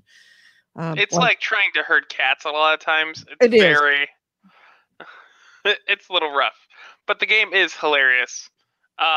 Like, not hilarious, but like hilarious things can happen. Mm-hmm. And there's often a lot of choices that you'll have to make. Like, for instance, one of the random events is someone will run into your camp, usually naked or like injured, and they're being chased, and you have to decide if you want to save them or not. And if you save them, you might be putting yourself against a faction that you can't beat. So you have to let them die. Mm-hmm. And then, as you can see, if you're watching on the video feed, you can see that it is an actual world. So there are a lot of other civilizations. It's not like you're going to a world that doesn't have anyone on it. They absolutely have other people on it. My first encounter, a slaver walked into my camp. And I really, really needed someone that had some better skills with animal husbandry, with taming animals, because I really wanted to get. There's all these buffaloes, beefaloes, I think is what they're calling them, or something around. And it's I really wanted to tame them, because if I tamed them, then I could get milk if I could tame one of the cows. But nobody has a high enough skill on my initial 3 colonists to be able to tame something. So I need somebody with slightly higher stats on that stat. And I could afford the slave, but at the same time, it's a slave. And I could actually take it back. I couldn't afford that slave that I wanted. However, I could have attacked the slaver and taken all his slaves, and then I would have a lot more people, which is what I really needed. But then again, do I really want to start a fight with a slaver when they've got automatic weapons and I've got a knife? So it's so far I've enjoyed it. I'll probably know more about it next week, but I only just started it last week, mostly from watching other YouTubers play it intentionally badly, and it's hilarious. It's a game that's about making a story. Like you can't get personally, like it sucks if you die and if you lose a run, like because things can go horribly wrong and it's just game over. But like you have to keep track, and you have to kind of keep the story in your head of your colonists and what's going on. And then when you do that, the game gets exponentially more fun because you realize how fucked up it is. Right. And when you start with your colonists, some of the potential colonists that you have can be related to each other. Like I have a mother and son that were potential colonists, and I picked the mother and left the son. But the mother loved the son plus 30. The son hated the mother minus 10. So it's like, you know what? This is my first run. I'm going to make it easy. I'm just not bringing the son, even though he's got good stats, just because I really didn't want that. But like, yeah, they fall in love and they decide they were going to get married, all independent of you. Yeah. Which creates problems, because then the third man out is like, what the fuck? Why did you pick me? It just becomes it's a solid game. It plays well, and I will be able to report more on it later. If you're looking for a crazy over-the-top Chinese version of this, there is a game called Amazing Cultivation Simulator. And it's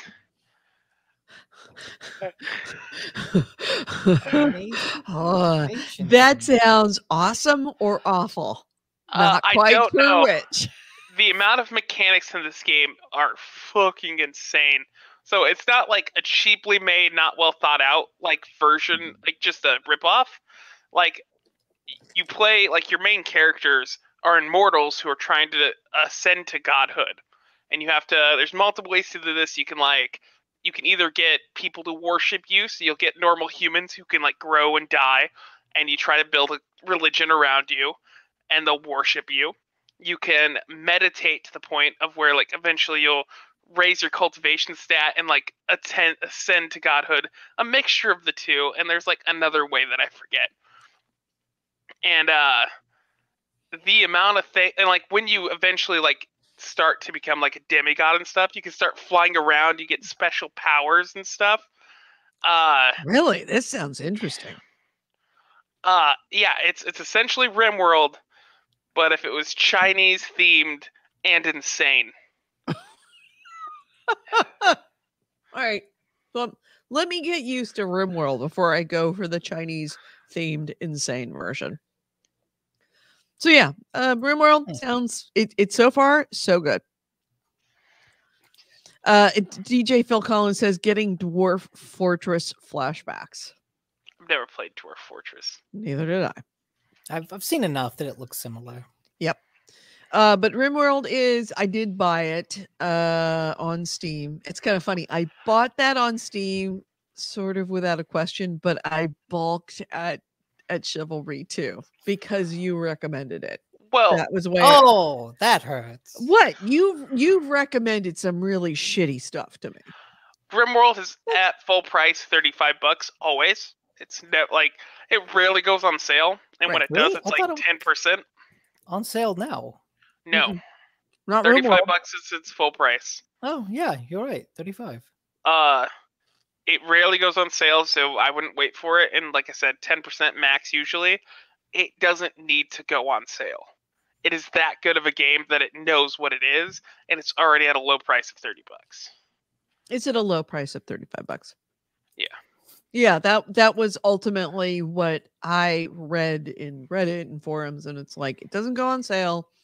If you're interested in it, get it. It's worth the money. Whereas Chivalry, I only had Nick's say so, and it was like, Also, if you watch a video and you're like, yeah, that's not for me.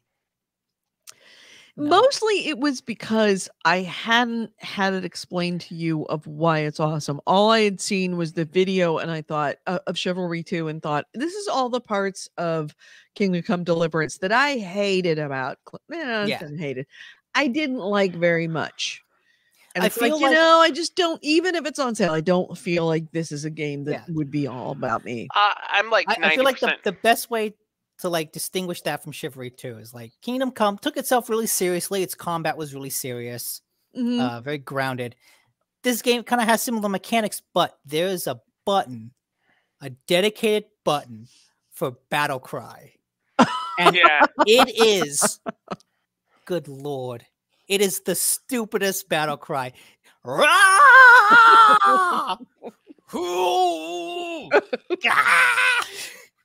You do that every single time you run towards someone.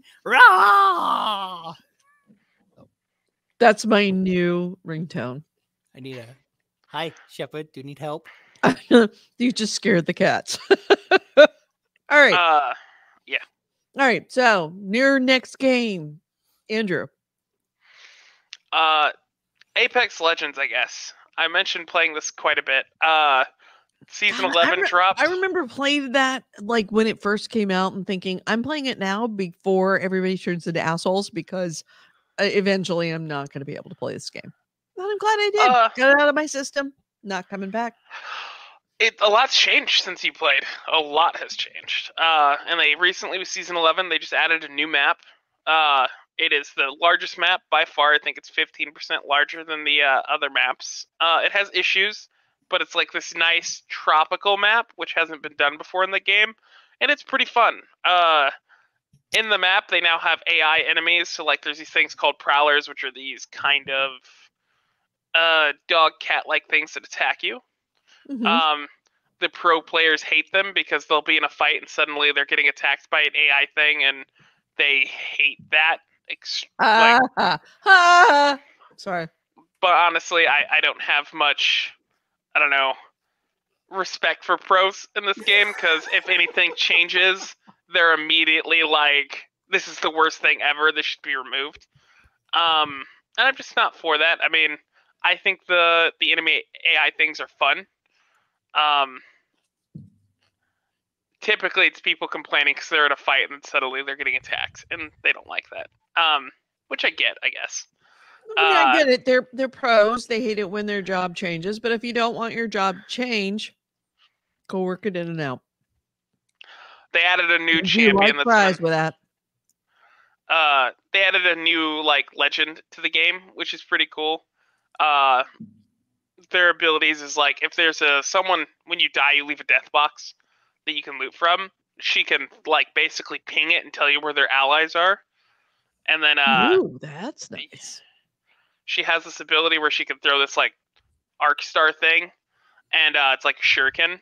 And if it hits the ground and somebody's in it, it's a tether that'll hold them that's really hard to break out of, so you'll get a few seconds of slowing them down. And then her ultimate ability is basically she cuts a warp hole that's one way 60 meters out. And that's just her kit, and she's pretty fun for being aggressive with. Because, you know, you can just basically jump 60 meters ahead and, like, try to attack people from behind or whatever reposition. But I've seen some hilarious things where, like, they'll team up with other champions. There's two in particular, Watson and Caustic. Caustic drops little gas mines, and Watson will drop electric fences that if they walk through them, it does a little bit of damage and it slows them. So they'll bait with Ash, and they'll have everyone chase Ash. Ash will use their portal to go to a different building, and they'll follow through because it makes like a one-way portal. And on the other side is a very small room with a bunch of electric fences and gas mines in it. And so they'll pop out in that room, and there's just nothing they can do. And it's pretty great. It's been fun though. We'll see how the season changes and whether or not like it's considered a win overall. I enjoy it though. Is the DLC free or is it paid? It's free. Seasons are always free. Good.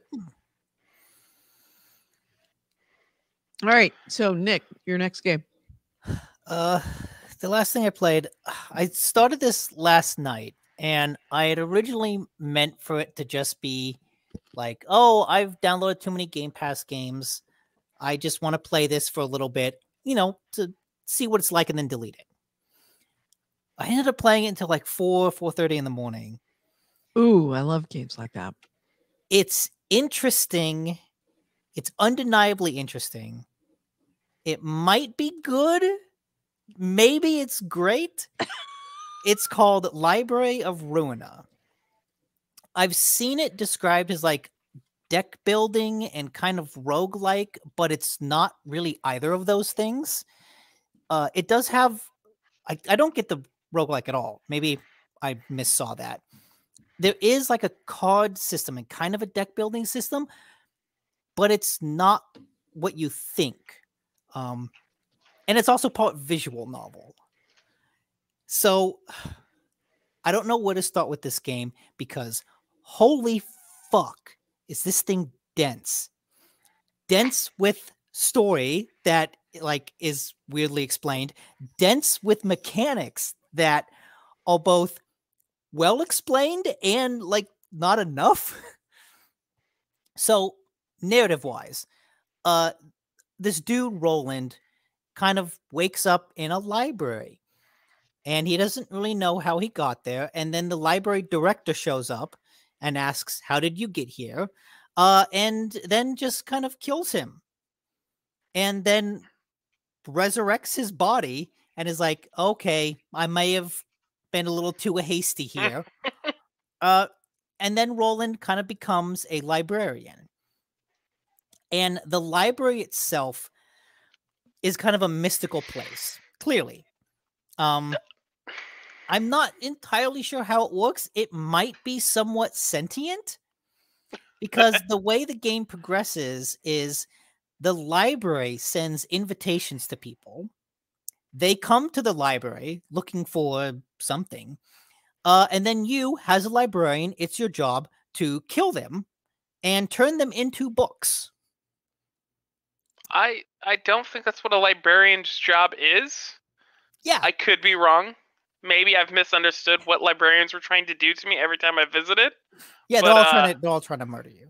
Okay, I'll keep that in mind next time. And so at a certain point, I had that, you know, that meme of, wait, are we the baddies? Like, we're sending out invitations to people and then murdering them when they come in here. We're kind of the bad guys, right? And yes, we are. As you go through the game and you unlock more librarians, all of them don't like the library director. And there's like clearly some backstory going on, but it's not really upfront with a lot of stuff. Right away, the game just throws like, oh, you're part of a gang, right? Yeah, I'm part of a gang of fixers. Yeah, you know, my friend, are you trying to kidnap me? My friend got kidnapped by a laboratory, and now he hops dimensions without controlling it. It's like, what the fuck?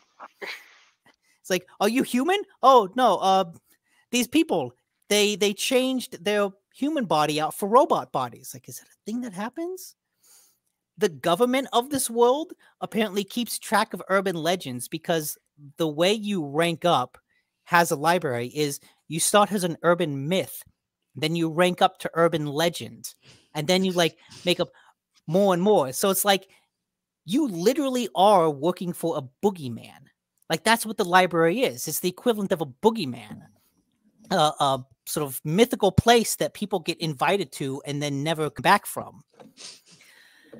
So, okay, so according to AC Wraith, What? they have a previous game that is a SCP game, and if you don't know what that is, essentially it's like cryptids, crazy monsters, and like there's a whole thing there. Is it really? That's really cool. And apparently this is a sequel to that game, which is Lobotomy Corporation. Interesting. Or, I think I have Lobotomy Corporation on my wish list too, but I never. Oop. oh wow, Edie was done with that. Sorry, I'm sorry. I never about bought that. it because it was like in early access or something. There we go. Yeah, that's what I was he's trying. giving me a nasty look. Well, he was batting your microphone out of the way know. while you were talking. This is Nick's cat. This is Shepherd. Shepard, can we help you? Star of the show. What? Don't look at me. Look at we're on TV. You just want. Goddamn.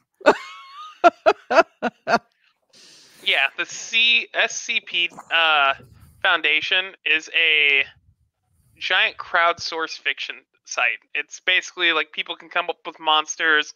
It's this laboratory that studies them. And it has some real winners on that. Yeah, the SCP is really cool. Okay, back to Library of Ruina though. So that's just the story. And it's really dense. I'm not entirely clear what's going on. But mechanically, it's this combination like deck builder RPG. So you start when you send people an invite and they come and you fight them, you kill them and turn them into books. That book, you use the pages of their book has skills basically to equip onto your librarian character. If Bill comes to the library and you kill Bill, you get a card, Bill's card. And you can basically equip that to your librarian and you get Bill's stats. So like if you start with 30 HP and Bill had 50 HP, you equip Bill's card, now you have 50 HP.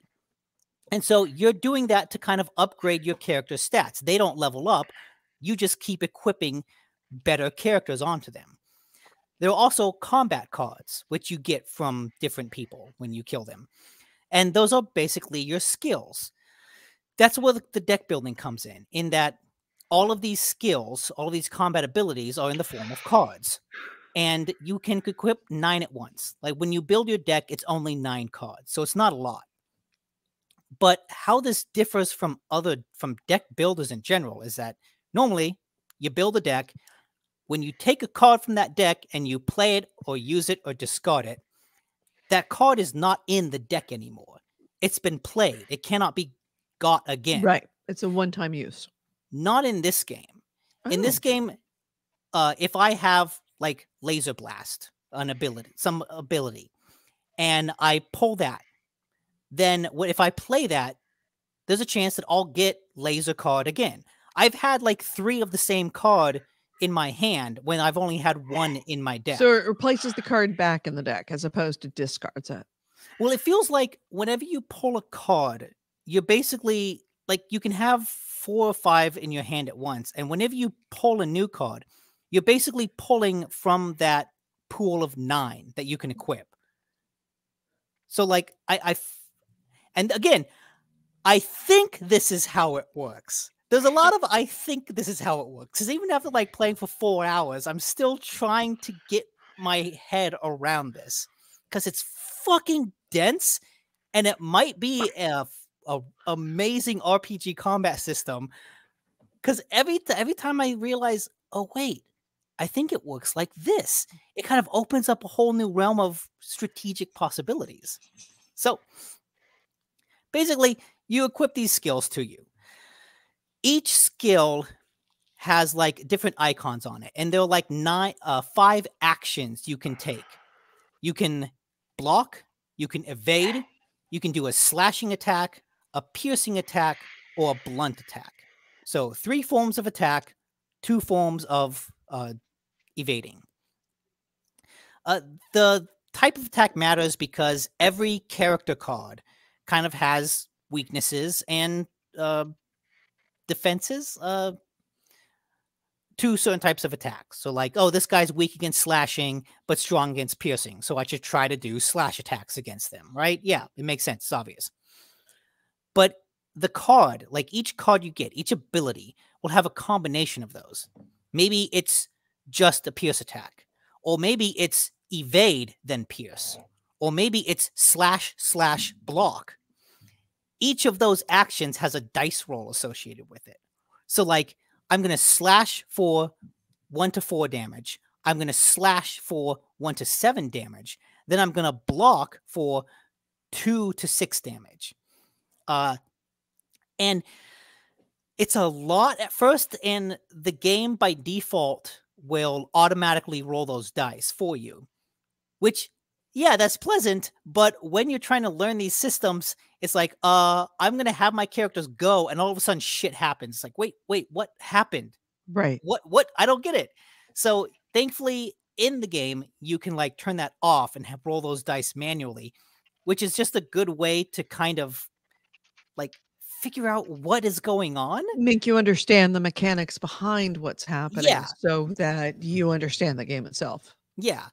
And each round of combat, people roll an initiative.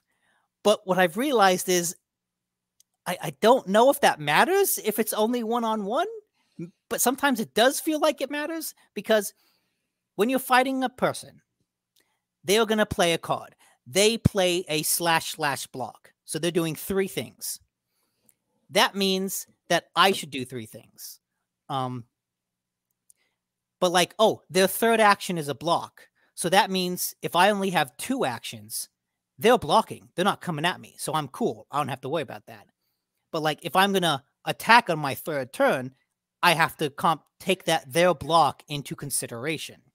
So I'm looking at the card they're playing and their 3 actions. And then I'm looking at my cards going, what 2 or 3 or 1 action do I want? Well, I play this low level card that has 1 action, and then I know I'll get hit. But then it also seems like, oh, just because he's attacking twice doesn't mean I need a card that has 2 defenses. Because if I also attack, then it just becomes a roll-off, where whoever rolls the higher attack, like, gets that attack in. So it's like, oh, if someone's going to attack me 3 times, maybe I should just go on the offensive too and try to fuck them up. So much math. So much math on this one. It's not math. It's more looking at symbols and thinking, oh, he's going to do XYZ. I want to do ABC. And it's a lot of looking at this card, my card, their card, my card, his card. That's all math. That's all math. Nope. But you're not adding things up. Doesn't matter. Doesn't matter that it's not actually math. It's math. It's pictograph math. It's pictograph math. It's math without actually, doing the totals. Yeah. It's fine. So, yeah.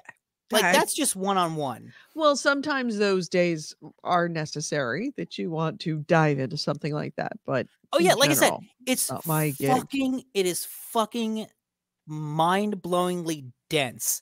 That's why 4 hours disappeared. Well, I looked at the clock and it was 2 in the morning, and I was like, yeah, okay, cool. And then I played like 2 battles, looked at the clock, and it's like 4:30. I'm like, what the fuck just happened? But like, then when you add in more librarians, more enemies, and like the ability to target an enemy, there's a stagger system here. You can gang up on an enemy, or like if 2 people are targeting you, you can only target one of them back. So whoever the second person is targeting you, all of their hits are going to get in. Couple this with like you unlock floors of the library, and each floor has a different team of librarians that you can use and equip. So then you can find new librarians for each floor. So like at this point, This explanation is making my head hurt. I've got 4 teams of librarians, each with 2 people on it, all equipped from the same giant pool of cards. And like, I'm still trying to figure out exactly what works tactically, but like I feel like there is something here. It's really dense, but I feel like I'm on the verge of like a tactical light bulb of every time I kind of figure out one little aspect of it, it's like, oh wait, but now I can do X, Y, and Z, and all of a sudden, like my tactical strategic options open up, and I think, oh, maybe I should outfit them this way. Maybe I should do it this way. And so, like, I started playing it as just, oh, I want to see what this fucking game is about.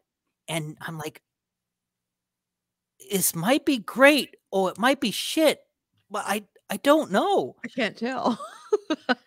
Like, at the very least, it is interesting. Like, with the way the story is progressing, where we're kind of the fucking boogeyman luring, like, poor fixers. Like, some of the people we lure in, you get little cutscenes about their life. And a lot of them are like, oh, man, we just need some money. I know.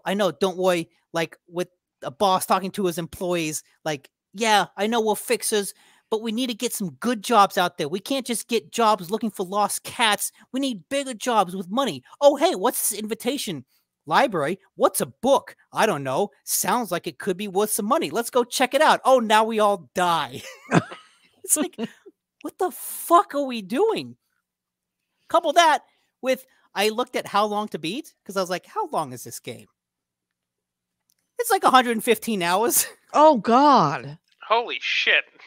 So pass. I didn't realize it was bad. Be, like, doing things that feel super good for 115 hours. So yeah, there's a lot to this. I'm enjoying it way more than I thought I would. I'm still enjoying it. I'm still really into it. I want to dive deeper. But part of me feels like several years ago, I played these visual novel games, the Zero Escape games. Mm-hmm. And they're really, really cool. One of the reasons they're cool, though, is the story like incorporates almost every type of conspiracy theory you can think of into it. And so as I'm playing this visual novel, it's like, oh, this is true. This is true. And this is how all these conspiracy theories link together. And at a certain point, like, you're going down the rabbit hole of madness playing these games where it's like fucking aliens, JFK, Titanic, they're all connected, man. This feels like that, where it feels like I'm going down a rabbit hole of RPG mechanics madness. And it's like, I might come out the other side with a galaxy brain brilliance of like, I can see how or you're everything just connects. Psychotic. Oh, I'm just going to go insane.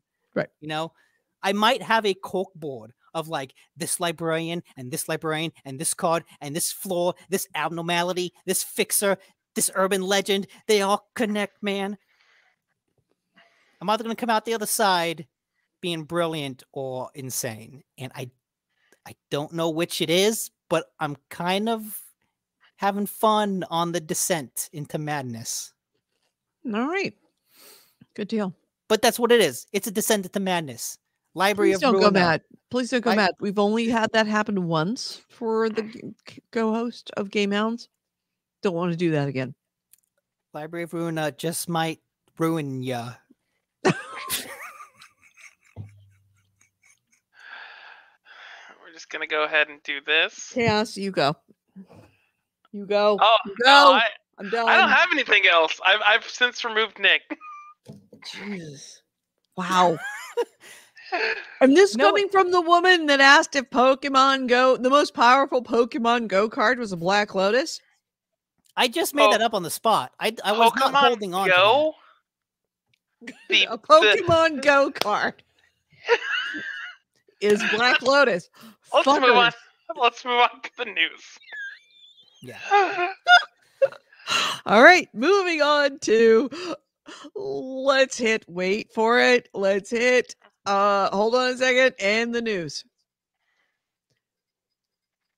This is the GameHounds news. The news and commentary from the week in gaming with Gamer Edie Holy Go. No, Nick DiNicola and Andrew Smith. And our first item is I've played a little bit of Cultist Simulator. Cultist Simulator will. I don't want to. I don't care. Wild. I don't care. I just think Bitters Plus in the chat mentioned. I am right there with Goalie. That was fucking ookie bookie spelooky on acid. Look, I'm not going to disagree with you. I took that acid. I'm on that trip. I'm still tripping from that acid. That tab. Yeah, never mind. Moving on. Andrew, do you have any news items, please? I've unlocked 16 librarians. Because Nick's got all the news items. Don't let me down. Something I just want to bring up. If we don't, just seriously, get this. What the fuck? Get this banner off the fucking screen.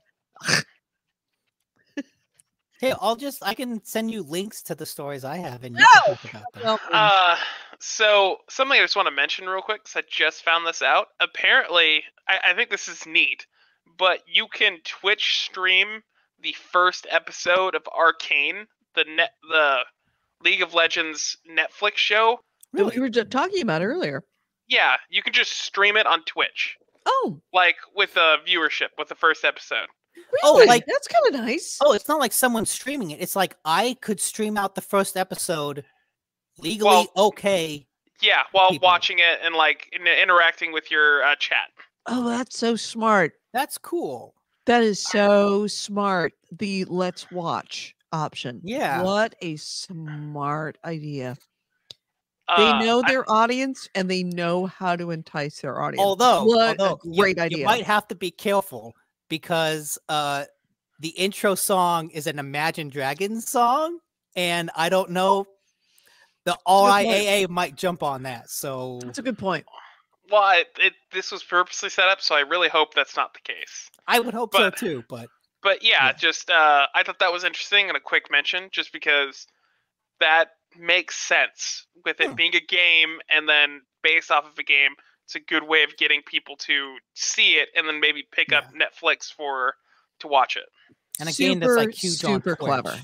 I have to take my doff my non-existent hat to them that they figured that out, that was a smart way to entice people to watch it that are the target audience of the core hardcore. Good way for a streaming company to hype their new show is, hey, the first episode, you can stream this out on Twitch and watch it with your audience. Live impunity and watch it together. Streamings without any punishment. Genius idea. I really whoever came up with that idea is brilliant and needs a raise. Imagine if HBO does that for whatever thing they come out with next. AC Wraith says you could stream anything in Discord for those without a subscription services. Just saying. I know, but typically, no content's made to be streamed to the public. Right. So, anyways, my first actual news story. I guess I'll just jump in with with the EA and NFTs. So. Oh wow! God, Lord, why did I ask you? Okay, go ahead. Because EA calls NFTs and blockchains games the future of the industry. No. No. The fact that you describe them as schemes defines exactly what they are. They're fucking schemes. I didn't say schemes. Go to Merriam-Webster for what a definition of a scheme is. It's a scheme. Yeah, and that's kind of wanted to bring this up. Apparently, they have on their they're looking for people to basically develop stuff with NFTs in mind, and I just think EA in particular is awful. Like, the funny thing this came from the FIFA bros. Seriously, the guys. The funny that thing work is, on FIFA. between Activision going through their shit, Ubisoft going through their shit, EA is like in a good position where no one's really talking shit about EA.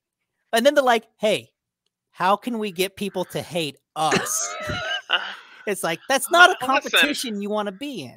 Wrong. It is a competition. True. They were named the worst company like 2 years in a row, and they're like, how can we get that honor back? And those 2 years were not like 2020. Seriously, Ubisoft's going after our crown. Yeah. Like, Blizzard, like, they have stiff competition this year. They took our jobs. Now, this is from the article on PC Gamer. And they mentioned that they want to officially step into the NFT ring and play to earn games or blockchain space that's been growing in the past few years. They think it's going to be really good for like people to basically play and get real world value out of items that they could trade to other players.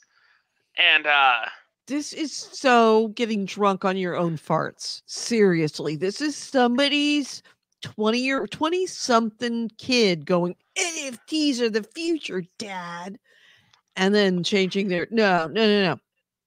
Apparently, there's usually a initial investment of some type of cryptocurrency from the player that they can use to basically start to unlock stuff. I think, well, I mean, it's been pretty clear that NFT and the blockchain technology is terrible for our environment. There's no way to really make actual money, invest. This is not an investment. This is taking just take your dollar bills and flush them down the toilet. That's what NFTs are. That's in essence, dare I say, that is in essence what cryptocurrency is. Yeah, I mean, NFTs are in particularly bad because like they have no, I mean, I don't know. I guess cryptocurrency doesn't really have any inherent value either, but NFTs has just proven to be a very volatile space. Yeah. And maybe with someone like EA behind it, they can have like their own closed ecosystem where like something may retain value. But the moment EA's like, we're done with this, that NFT loses all value. So I also don't understand like how exactly can you incorporate it into games? Because the point of an NFT is that I have something unique that no one else has. I have a skin that no one else can have. I have a character that no one else can have. But like that goes against, why would Apex Legends, why would the developers invest time and effort creating a character or a skin and only give it to one person? Like, unless that one person is going to spend $1,000 on that skin. Right. But they're spending $1,000 on that skin. But ultimately, the value of that is not going to EA or the developer. It's going to the investor. Think about it like art. Did Vincent van Gogh make a ton of money on his sunflowers painting to the first person who bought his sunflowers painting? No! Did the person 100 years later that bought it for $1 million and sold it for $4 million make a lot of money? Yes. Well, apparently, like in conjunction with EA kind of being like, yeah, we're gonna corner this market. Apparently, in Ubisoft's last earning call, they as well have mentioned developing blockchain games. I mean, of course they are, and of course they'll be interested in it. We just have to see how it pans out. They have to have their Battlefront moment, right? Yeah. Like, I feel like loot boxes are kind of on the way down. We've been wondering what's going to replace loot boxes. It's NFTs. DJ Phil Collins says NFTs are the natural conclusion of the trend to remove possession and permanence from software ownership. Everything is for rent.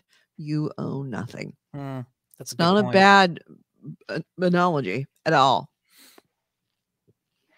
But yeah, I wanted to mention that because in general, I'm kind of the mind, and I haven't really looked into it too much, but from everything I've seen, NFTs are garbage. I don't want it to take off as a space I want to smother in its crib. And I really hate that, like, my niche gaming, like the people involved in that are really getting into that space. Because look, every generation needs a Beanie Baby. That's all what this is. You just happen to have two. You have cryptocurrency, and you now have NFTs. And like it's these are Beanie Babies. And the sooner that we all embrace that fact, the safer we will all be. Do not invest in either one of them. They are valueless.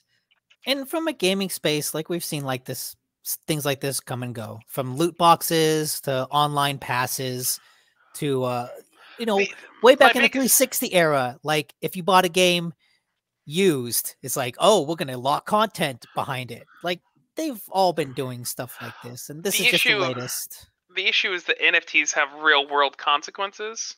Like they affect the real world because they use up so much energy, they use up like so much resources, and they offer nothing. Like maybe they'll have value, but well, all scams of this level have had real world consequences. It's been limited to the one person or the few people or the dozens of people or the hundreds of people or the thousands of people that have made that mistake in investing in it.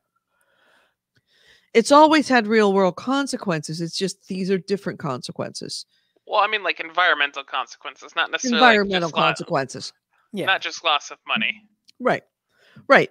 And it's not just loss of money. Many people look at the loss of money as it not being a personal thing. People looked at Bernie Madoff doing it was actually when Bernie Madoff did his thing that they began to realize that the loss of money is like the saying they caught COVID. You don't catch COVID. I mean, you do catch COVID, but you catch it from someone else. If someone catches COVID and dies, it means that someone gave them COVID and killed them. In the same way that if you lose money, if somebody lost money, it means that that person took whatever money they had, whether they could afford it or not. Real world consequences to this. That person may have lost something that they could afford, or may have lost something that they couldn't afford, and they may have lost their life savings. When you see things like Bernie Madoff, then you start saying, oh yeah, it's people lost their life savings, their retirements. People committed suicide. When you play with money, when you play with investments, telling people to invest your money in something, you are making a decision to possibly destroy families, possibly send people into suicide. Money isn't just made, it's transferred. And it's transferred from one person to another. And this might just be drunk Edie talking, but that's the thing about NFTs, is that this is the Beanie Babies. There were a lot of people who were destroyed. Their whole life savings were destroyed by Beanie Babies, and frequent pyramid schemes, for all intents and purposes, pyramid schemes in the past, who not just them, but their whole family's trajectory was destroyed by this. And that's why I so despise cryptocurrencies, why I so despise NFTs. Because every dollar that you make off of something, you steal it from another.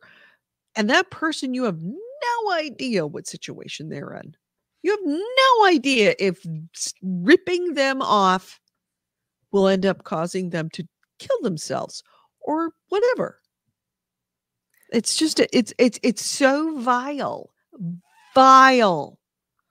It's the reason why I didn't get involved with it, with Bitcoin, when somebody who shall not be named told me buy Bitcoin.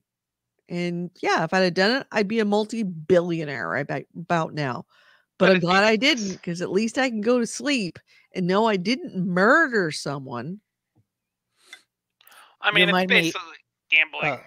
Yeah. Early on. There was a recent cryptocurrency that got made based on Squid Games. The Squid Game currency, where it went up like 1,000% and then Yeah. disappeared. It was You could buy the cryptocurrency, but there was no way to sell it. And because of the popularity of Squid Game, it went up and up and up until the creator is just like, I'm out. It's a scam. And it just shut down. And it's a scam. A bunch of people just gave him money. It's a trap. Yeah. Don't do it. If you want to do that kind of investing, go to the fucking stock market. Invest in a real company that makes shit. On a lighter note, there's a hilarious photo out there of a couple sorting Beanie Babies on the floor in divorce court. Yeah. All right. That's all right. Moving right along. NFTs suck. We get it. NFTs suck. In uplifting don't invest in NFTs. news, seriously. Ubisoft, a group calling themselves a better Ubisoft, which I feel like I don't know if they came up after a better ABK. Not a high bar. That's really hard not to do. So a better Ubisoft, the group on Twitter is sort of putting out some demands and basically putting pressure on the company by saying it's been 100 days and nothing has really changed. None of our demands have been met. And they're calling out Yves Guillemot for basically, not doing any of the things that Activision has even done to try to better the company. When you are worse than Bobby Kotick, talk about a new low. Mm-hmm. You can't even reach Bobby Kotick level of responsibility. This happened on Friday. Right. Coincidentally or not, effective today, Sunday, Ubisoft announced a bunch of pay raises to stop developers from leaving because they're kind of hemorrhaging people, especially because, and this is only for the Canadian offices, because like the Montreal area is a hub of game development. And so considering Ubisoft's reputation, considering what other people have done up there, they need to do something to try to retain workers because they've been hemorrhaging a lot of workers in the Montreal studios. So the problem with this is that, good thing, the raises are effective immediately, like coming next paycheck immediately. What's bad is that the amount that people can get raised goes up the higher they are. And not just like, oh, if you're making more money, you're going to get more money as raised. Like the percentage itself goes up. So the equivalent is that, like, so it's not a uniform like 5% increase. It's like 5% if you're the lowest, but if you're an executive director, you get an extra 20%. That's exactly it. A junior staff will receive about 5 to 7% increase, while senior staff can go up 20% increase. Fuck that. Oh, that is fuck. How does Ubisoft give a raise to everybody and still fuck it up? Which is problematic because it doesn't actually do much to satisfy the issue at hand, which is that, like, hey, you need to do something to retain the lower level employees, and giving them a minor bump is not going to do that much. We're going to give the biggest raises to the people who already make the most money. We're doing great. Yeah. They clearly need the more money than the other people below them. They got mortgages on their, what would the poorest even do with their money? How? Really? Seriously, COVID has affected my ability to pay for my private jet. Do you know how many people I employ with my jet? So that pilot, he's got a family to feed. So even in an attempt to do good, it kind of backfires and doesn't actually solve the underlying. Does anybody that actually lives in the real world work at Ubisoft at the level that can make a decision that before, like when somebody poses an idea and go, guys, bad idea, here's why. A regressive pay raise. So insane. So yeah, I guess we'll see how that goes down in the next week or so. Can you imagine Activision making an announcement that they were going to give a raise to everybody at Ubisoft everybody at Activision? But plus side, you get a 5% raise. Bobby Kotick gets a 20% raise. Yeah. So in different news, in maybe uplifting. So I don't know if you heard the additional news about Chris Pratt voicing Garfield in a new animated movie. Yes. So he's voicing Garfield and Mario. Eddie Shanker, the guy behind the Netflix Castlevania series, who's also making an animated series about Devil May Cry, has announced that now? he's making an animated series of Devil May Cry. That one's the important bit. Yeah. Well, no, yeah, you just hit home for that's already been Andrew. out there. That's already news. I haven't heard about that. Oh yeah, he announced that like last year. He's also announced Chris Pratt will not be voicing Dante. So, just so you know, Chris Pratt will not be voicing every animated Did you just character. come up with this off the top of your head without telling me about this? Chris Pratt, not. Yeah. Yeah, you gotta let me know these things so I don't have to This was just a fun in-between piece of news. So if you're worried about Chris Pratt taking over all of animation, rest assured Devil May Cry and Dante will fight against that flood. All right, my first item is good news. If you live in Germany, you can enjoy with freedom a game that has been out for the last 24 years. GoldenEye 007. Oh, we lost Andrew. Okay. GoldenEye 007 for the Nintendo 64, released in 1997 in everywhere except Germany. It is now available in Germany. So yeah, it was originally banned because it was designated as quote unquote media harmful to young persons. The game is now no longer classified that. It's being sold, advertised, and marketed to minors in Germany. This follows, of course, 24 years of it being completely verboten and on the banned media list in Germany. What's kind of interesting about it is that this list of banned media in Germany, whatever's on it at any particular time, it's removed after 25 years. So it would have been dropped off this list in a year from now anyway. But at least, somebody finally went by and go, it's not so bad, and finally did it. So yeah, good news, my German brothers and sisters. You can now play a game that was released in 1997, courtesy of your government. Cool. Nice. There's been a lot of people been waiting for that release. Yeah. In the N64. They're going to get like Mario Kart next year. Yeah. Maybe. Perhaps. Or maybe Turok. Turok was probably too much for them. Oh God, yeah. Turok. I think I still have my disc of Turok. You mean the cartridge? It'd have to be a cartridge. No, it was on. Was there like a 360 version of Turok? There was a 360 version. Go chat room. There was a 360 version of Turok, wasn't there? Because I remember owning a disc of Turok and I never owned it in 64. So I know that's not a thing. Yes, there was a Turok that came out on the 360. I think it was a remake. Oh, wow.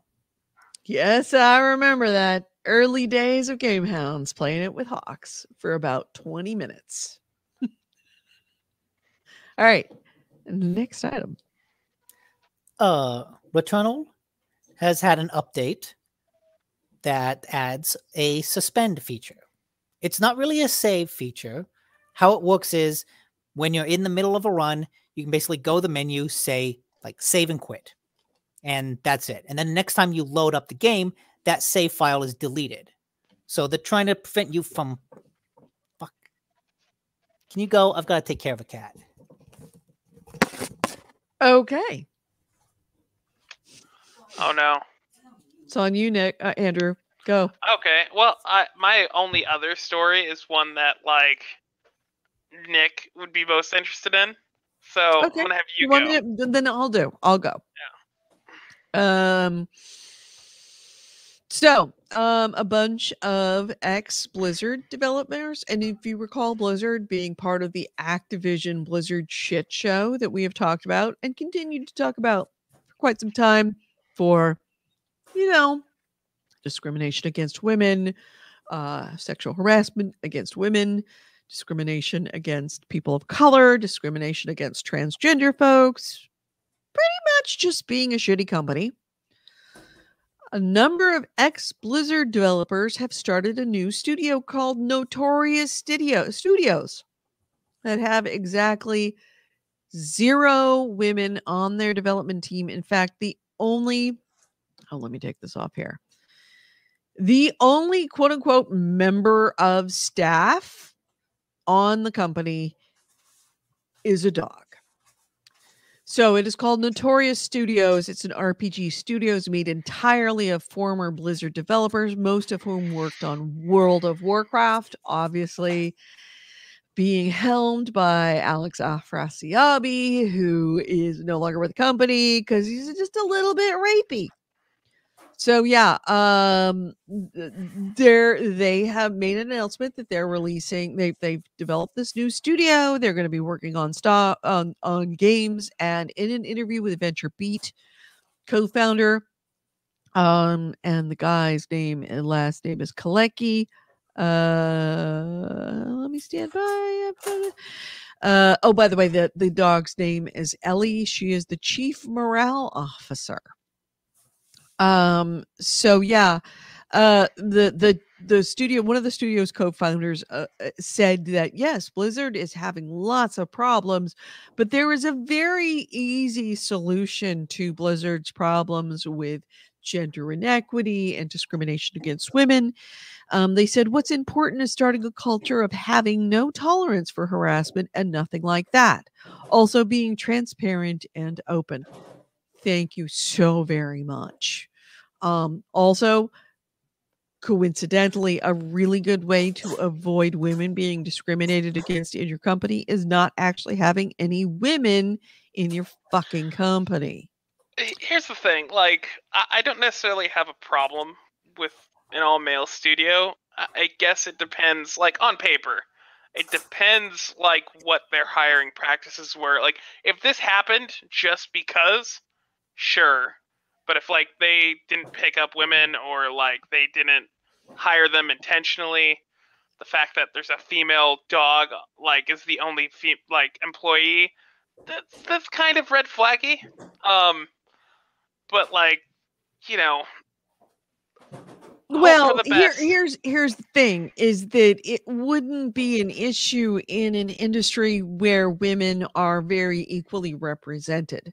But they made a big point about how that this team is made up of developers and art people, and it's a very flat structure. So they won't have any problem in the future of coming from a culture of a company that obviously had some real issues with gender and race. But their company's flat. Unfortunately, yeah, that's fine, but you couldn't find any.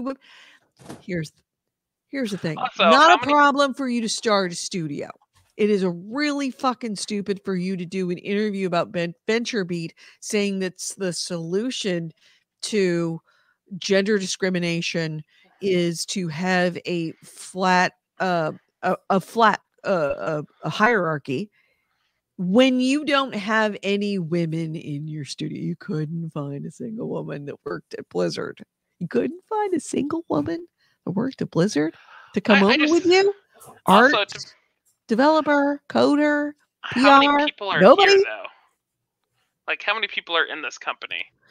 It is, let's see. That's a good question. I don't know off the top of my head, but even so.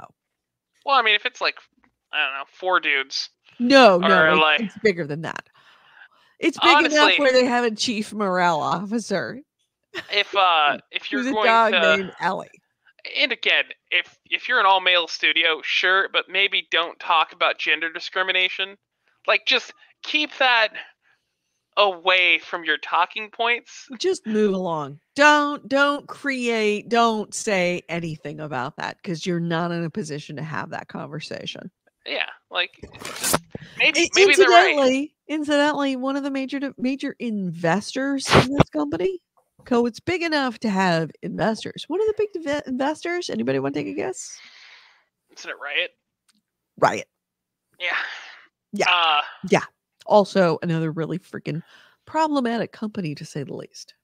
Again, just, know where your talking points are. Don't bring this up if you only have male, like, maybe they're right. Maybe having a flatter structure without, like, a hierarchy will help with, like, gender discrimination. You don't get to talk about it if it's not going to be a problem for you. Like, if you don't get to test that theory, shut the fuck up. Shut the fuck up. Just shut up. Just shut up. You don't need, hate to use this, but you don't need to mansplain gender discrimination when you're all men in the studio. Yeah. You think? I mean, thank you for pointing that out. I love it when a man explains to other men that they're mansplaining. That is the moment we've won. I mean, just because, all male studio, like, what the fuck are you talking about? Really hard to sexually harass anybody on your staff. Well, I mean, they definitely could. They could, but that's, that's a different problem. That's a whole different problem. Nick, you're back. Welcome back. Yes. You were supposed to be carrying us this week, and you left us. Suffice it to say, Diaper Cat couldn't keep it in the diaper. Gotcha. I figured. Oh, sorry, dude. So, all right. So you were talking about Devil May Cry. Returnal. Oh no, my bad. They add an update that allows you to save mid-game. Then every time you load it back up, that save is deleted because it is a roguelike. They don't want you to exploit it. Naturally, people have found a way to exploit it. Yeah. You missed the point. Apparently, an all-male studio was talking about how their flat corporate structure makes it so that gender discrimination is not a thing, but they're just all men. Yeah, so, I saw that story. Yeah, so this is a pretty good example. Just think of all the country clubs that had no racial issues. Yeah. So, of course, people have found a way to exploit the save feature, and that is that when you do the suspend and save in Returnal, it creates a save file on your console. If you can go into the PlayStation UI, upload that save to the cloud, and then if you go back to the Returnal and resume, it takes that save and deletes it from the console, but it doesn't delete it from the cloud save. Oh. And so in that way, you can kind of save scum your way through the game. That seems like so much effort, though. It is. And like, I played the game, I beat the game. I honestly didn't really have that much of an issue with like trying to do things in a run, of like runs lasting a while. I get the frustration. Like, I'm not going to badmouth anyone that wants to do this. Because like, if you're having that much trouble with the game and you want to, if you're going to this much effort to save scum, more power to you, man. Then like, go ahead and do it. Like, I didn't think the game needed that. But if like, that's how you can get through the game, then go for it. Because I think it's a good game. I think some of the later areas are really, really cool. So do what you can to enjoy it how you can. And yeah, Yeah. AC Wraith in the chat says it's single player, so who cares? Like, you're not breaking anyone else's experience. No, it's not a matter of me like caring that they're like doing whatever to their game. It's just that seems like a lot of effort for It a is. roguelite. It is a lot of effort. But I can't like talk bad about them because I've done that exact same thing to get a trophy in Shadow of Mordor when it came out. Where there was like a trophy that was kind of set around a kind of random drop. And I did that where I saved before doing the thing that I had. I don't remember the details, but I would upload the save, go into the game, try to do the thing. Oh, I didn't get the legendary thing. So I didn't get the legendary item. So I'm going to quit, go to the cloud, copy the cloud onto my console, reload the game. Oh, did I get the legendary? Nope. Let's do it again. So, like, I see where they're coming from. All right, next item. You're talking about Blizzard earlier. Blizzard has had a rough time of late, and like just in the past week. So their co-head, who after the head of Blizzard stepped down 3 months ago, two people, J. Allen Brack. Yeah, two people were announced as his replacements to co-lead the studio. 3 months later, one of them, Jen O'Neill, has said that she is stepping down. The one woman. And like in her statement, she says a lot of the things that you would expect someone to say, like, oh, I think the company's best days are ahead of them, blah, blah, blah. What's interesting, the thing that kind of sticks out is that she says specifically, I don't know what I'm doing next. So she's not leaving to start her own game studio. She's not leaving to go like do something else. She just doesn't want to be at Blizzard anymore. Yeah. Like she's not leaving. She doesn't want to use her time at Blizzard to promote whatever she's doing next. Yeah, like she's not leaving specifically to go to better pastures. She just doesn't want to be at that company for whatever reason, which feels really damning. Weird. To her credit, Blizzard and Activision seems like they knew this looks really bad. Yeah, so, at least now they're finally realizing that. So she got them to donate $1 million to a what is the name of it? It's a charity group that she is on the board of directors of that is focused on like women in gaming or women in tech. Oh crap. What is the name of it? I can't fucking. You're the one that brought it. You cook it. You caught it. You clean it. The Women in Games International. Oh, yeah. She's on the board of that nonprofit organization, and Activision is going to donate $1 million to her nonprofit organization after she is stepping down. So it's like they recognize, oh shit, she wants to leave. This doesn't look good. What can we do to try to throw money balance at it? this? It's the one thing we have a lot of. We don't have a lot of employees or women or people, sticking around because it's such a shitty place to work. But we get lots of money. Credit to her for basically saying, I quit. Give my nonprofit $1 million. And Activision says, okay. But it still is not a good look. And it not at all. This also comes either on the heels or I think in the same earnings call that they mentioned, Blizzard is going to delay Overwatch 2 and Diablo 4. Games that already didn't have a release date are now getting delayed to a farther back unspecified release date. And they lost like $10 in their stock in one day. Yeah. So basically, Blizzard is having a very rough time as of late, which seems appropriate. Yeah. To say the least. Yeah.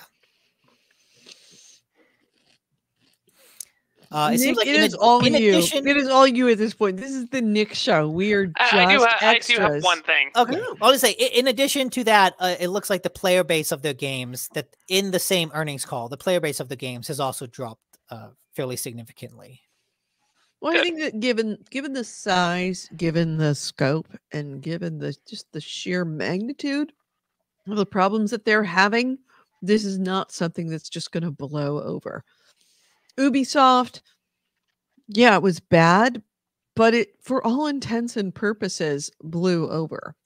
Yeah, and like that's what a better Ubisoft is trying to do, is like to prevent it from blowing over. And right, it may have blown over in the media, but like Ubisoft is still dealing with significant employee churn, which is why they're raising their wages. It's just the beauty of the Activision story is that because of the lawsuits with there's constant new updates that kind of keep it in the news. And that just didn't happen with Ubisoft. Right. Ubisoft kind of happened, but it wasn't really mainstream news. The Activision thing seems to have, I think that because it was so bad, because there was government agencies involved. There was a lawsuit from a state agency. There was a lawsuit from a federal agency. It's all gotten very complicated. This one is not going away. And I think that had the roles been reversed, had Activision been first and Ubisoft be second, it also might have been very different from Ubisoft. But Ubisoft really, it didn't affect their sales. It didn't affect their appreciably. Yeah. Because the thing with Ubisoft was media based. You know, someone wrote a story that's like exposing all the harassment and stuff going on there. And they didn't face actual legal consequences. And also that Ubisoft's games are not reliant upon a loyal base of players paying monthly memberships. And they also, buy the game, Ubisoft they puts play out more games a year than they're not invested in the company. Or the culture. They're invested in what's the hot new game. They buy the game, they play it, they sell the disc, or delete it off of their hard drive. When you're talking Blizzard, we're talking about a loyalty that goes beyond, and also World of Warcraft, which are people that have been playing this game for 10, 15 years. So maintaining those tight connections and maintaining that goodwill with their player base was important to them. That's where they made the most amount of money. It's one of the things that I am a little afraid for Take-Two. Take-Two also is reliant right now on most of their money coming from subscriptions on an older game that's online. It's just honestly a matter of time before they face that same kind of reckoning. Do I think that what's going on with Activision was bad? Absolutely. Do I think it's the worst? Probably not. It's just the one that got caught first. Do I think that Take-Two has its own reckoning about to happen? Yes, absolutely. No question. Okay. I guess moving along. Andrew? Yeah, and I wanted you to be here for this. I mentioned it at the beginning, but apparently Superliminal, which is a game that you played, Nick, it's all about like crazy perspectives and using that to like solve puzzles, is coming out with a co-op mode. Or not a co-op mode, but a versus mode, and they called it a Battle Royale mode. And it's a free multiplayer update that just dropped, and it's pits you against 11 other people, and the goal is to solve randomly generated puzzles, whoever can solve it first. So basically it's a race to figure out whatever puzzle got set up to win. It's interesting, but I really want to see what that's like from, like, if I'm doing a puzzle, what does it look like for you? Because so much of that game being about perspective is I'm going to pick up a little block on the table and then I'm going to turn and like drop it across the room. And because of the perspective shift, all of a sudden that block becomes bigger. So I think what does that look like for the outsider perspective? Does a big block just suddenly go bloop out of nowhere? I think it's going to just be like you all try to solve your own puzzles first. Oh, so you're not in the same space? I don't think so. There hasn't been a lot of information. That's lame. but you will be like playing, like it'll be a mode where you play against other people to and ducks. Can't forget ducks. Gonna play against ducks? I don't know. There'll be 12 other people. There'll be 12 people and ducks. That's what's important. Okay. Yeah. I've always wanted to play a video game against a duck. Yeah. I'm not sure exactly what that means. Yeah, that's a weird game to get a co-op mode for. Or even a battle mode for. I don't know. I mean, if everyone is like together, that could be interesting to like see somebody just walk through a wall and not see it. Like not know how that person got through that puzzle. Mm-hmm. Like you imagine you're standing off to the side and you just see them like look at a wall and just walk through it or like move something and your perspective's different and then they finish the puzzle. Like I think that could be cool. Yeah, it depends on how it's all executed, but yeah. That's neat. You'll have to let us know. If it's on PC, I played it on PlayStation, so I don't know if I'll get that update. At least not right away. In other news, sadly... By the way, it's called group therapy, which I think is hilarious. PAX is canceled. Mm-hmm. Now and forever. PAX South 2022 and all future shows have been canceled, both because of COVID and because of a lack of growth within the convention itself. Yeah, the PAX South never really grew much. I think it came in with a lot of energy and a lot of attention, and then it just it didn't get picked up. And I think I opined on it this last week during the AMA.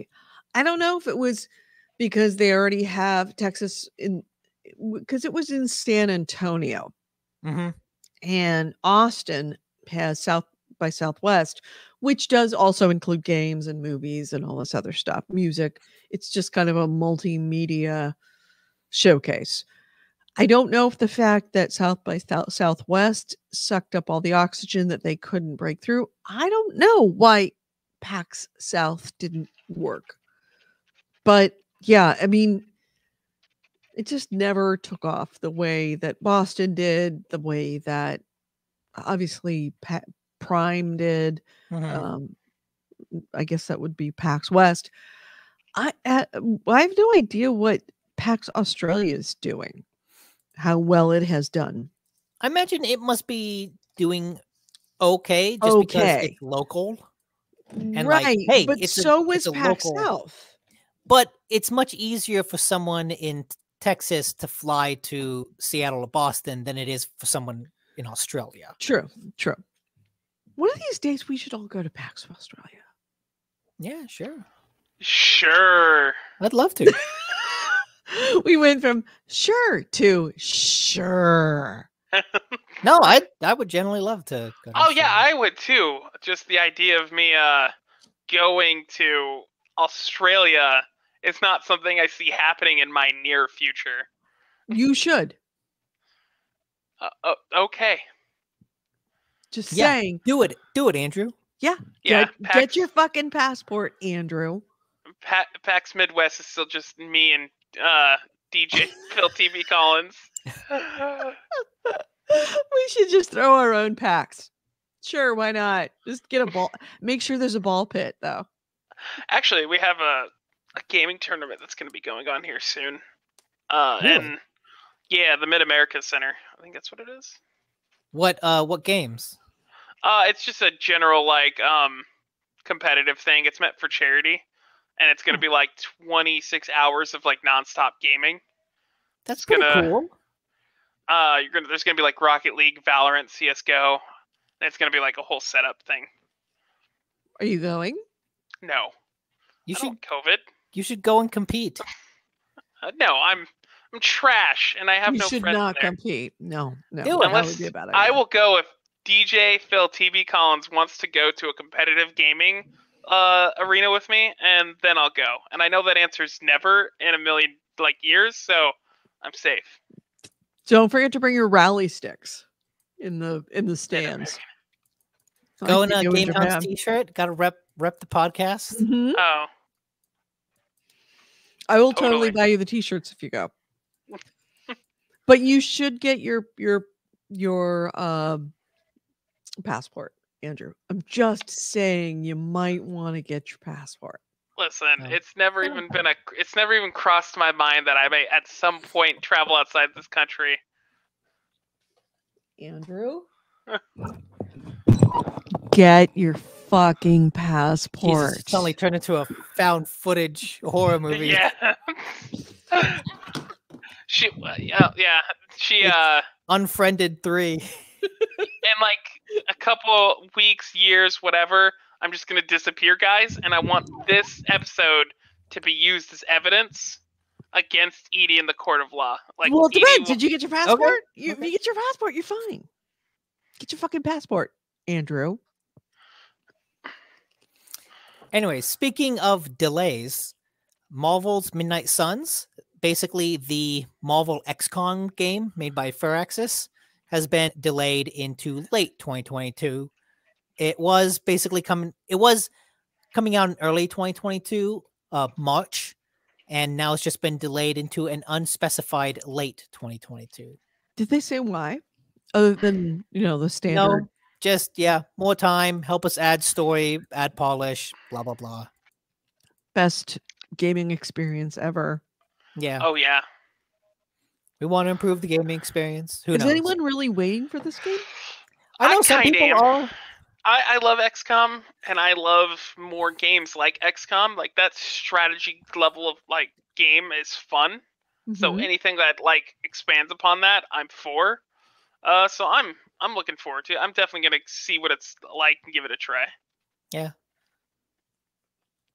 Did they have a beta or anything like that? No, they did put out a bit more of like gameplay videos to kind of show off how the card system works, but Yeah. Nothing that anybody actually played.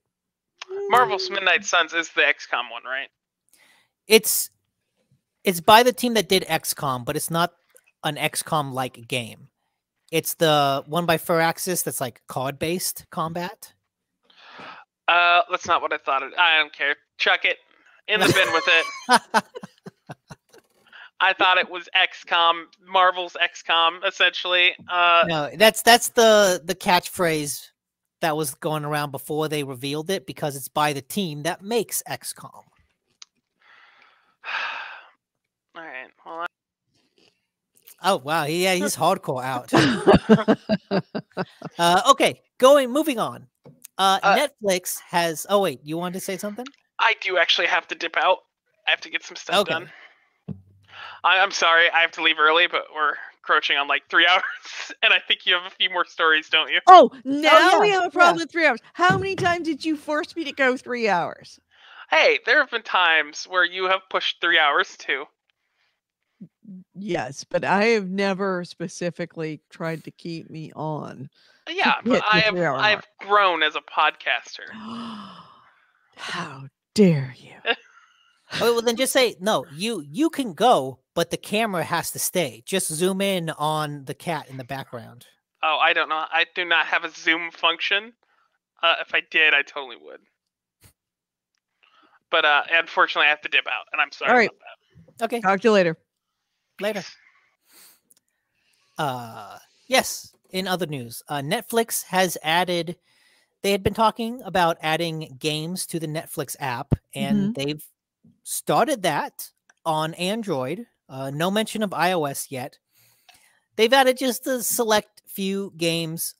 5 So this games is through their app, or is it a separate app? No, it's through the Netflix app. Okay. You can play some Stranger Things games, obviously, and then they've added just other things that I don't know anyone knows. Something called Card Blast, Shooting Hoops, and Teeter Up. I don't know any of those games. This seems like it's a bad idea. Just a waste of time. I mean, it seems like a cool idea, I think, to add like streaming video games to the app. Like, I am not sold on the idea of streaming games at all, because I think it uses up too much bandwidth. But like in theory, I don't see an issue with Netflix adding the option for games to their app.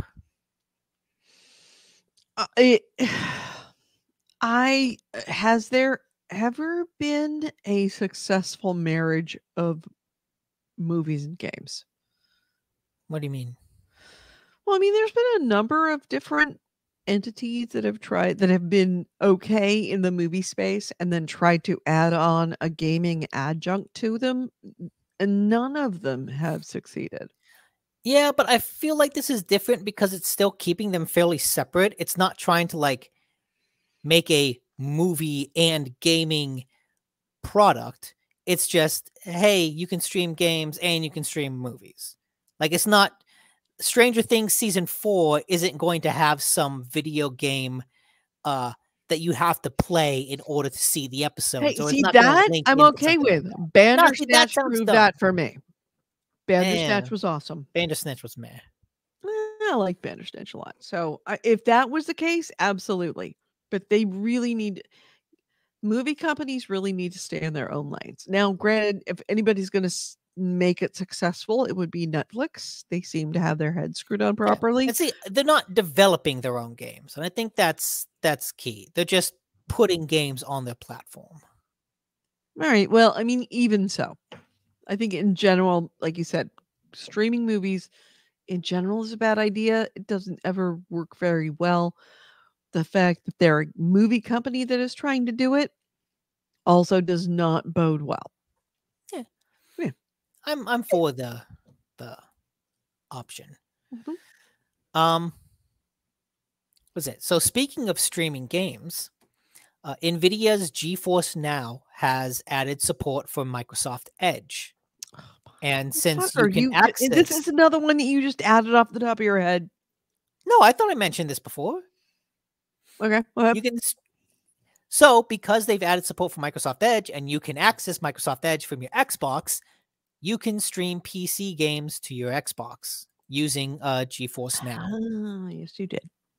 It's a bit of a roundabout system, but if you really want to stream some PC games to your Xbox, you can do it.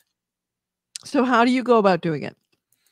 Oh, fuck. I don't know the exact details because I'm not personally interested in trying this at all. I don't even have GeForce. I don't have a PC that could do it. So you have to have a GeForce Now account. Okay.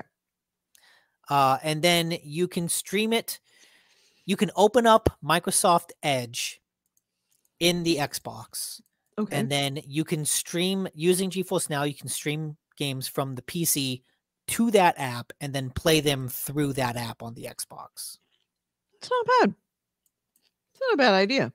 Yeah. It's a lot of steps to take, but yeah, whatever. For something that should be relatively easy, honestly. Yeah. Continuing on, Fortnite is officially shutting down its servers in China. So I've heard about this. Why is this happening? I don't entirely know. I haven't. There's a sound that should never this. come from somebody who's doing news. I mean, I haven't had a chance to read all of this, but China has also been really cracking down on a lot of cultural stuff in the past several months. Explicitly with video games. And I know this has been a long time coming. It's not something that like just happened. They had announced it. But it's a different type of game in China. It doesn't have any monetization. So it's, there's no microtransactions in the China version. So it's not really raking in the cash for Epic like it is in the US. But also, but the other game, the other Battle Royale game people really like. PUBG? Yes, PUBG has always been the bigger game in China than Fortnite. Oh, I didn't know that. Mm-hmm. So, yeah, it looks like this is from a VGR article that because there were no microtransactions, Epic has to maintain servers, provide updates, comply with all these rules, and yet not get any profit from it because it is a free-to-play game with no microtransactions. And so that, coupled with the added rules for kids that China recently implemented that prevent them from playing games for more than 90 minutes on weekdays or 3 hours on weekends, like having the government enforce those limitations, all of that works to make the game just be kind of a profit drag. It seems like it probably would be more effort than it's worth to actually make the game and make it available to people, because if you think about all the limitations that it's keeping people away from playing the game, then why make that effort? Why spend all the money to actually get it to them when there's just not enough? Like, they can't make money on microtransactions. They can't actually have people playing for any amount of time. Certainly their core target audience based on age in general. It's just, I'm surprised that, given their limitations, that they stayed in China as long as they did. I guess because have they ever had microtransactions with that game? Yeah, I'm pretty sure they have at some point. Yeah, I think that once that happened, then it spelled the death knell for that game in China. All right, so you came with all the games, or with all the stories, so we're going to continue on with you. I got nothing else. In happier news, the U.S. Copyright Office has granted consumers the right to repair, quote, software-controlled devices, which includes game consoles, as long as they don't modify the original specifications, which basically means, well, it's also limited to just the optical drive. But what that means is we have the right to repair the optical drive of our console without having to, send it off to the manufacturer and have it like, if we repair it ourselves, it doesn't void the warranty. Right. It doesn't break copyright. So we're allowed at least to fix the optical drive without voiding. Here's the downside of that, and it's already starting to happen, as I've seen it with, or I've heard about it at least in passing with the new iPhone, is that now that, because they anticipated that right to repair would become law, that manufacturers are now making their whatever it is, their widgets, unnecessarily complicated so that it is impossible to repair them at home. That they have ways, and their other ways of doing it are ensuring that it is so either impossible to get into, impossible to do, impossible to do it without breaking it, that they're essentially putting in other hurdles so that you can't repair. It's like, all right, we made it easy for you before. Now that you made a law, now we make it difficult. That's frustrating. At least, like, I know Sony put out kind of a breakdown of how to get into the PS5. I know Valve put out Valve is like, they put out a teardown of the Steam Deck that kind of showed how you can do it. Well, at the same time, in that same video saying, hey, you shouldn't do this because this will kind of break the console. So Valve has kind of done it both ways. What's important is that because this right to repair is limited to the optical drive, that means consoles that don't have an optical drive are not covered.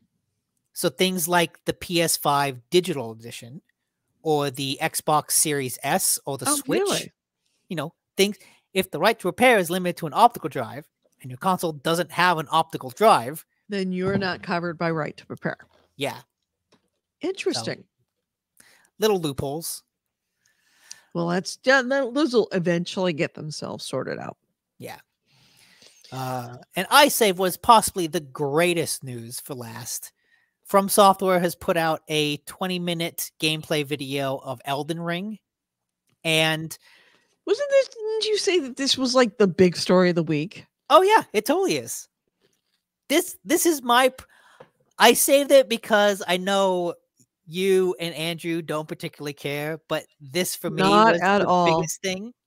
What is at least like really cool about it is it's a 20-minute breakdown that does show off a good chunk of gameplay, a good variety of gameplay in a way that's not cut into like a fancy trailer, but actually kind of broken down with a narrator explaining, look, you can do this, you can do that, in a way that really shows off the gameplay, not just as like a quick, 2-minute video that I need to go to Kotaku to get like a breakdown of how things will be different.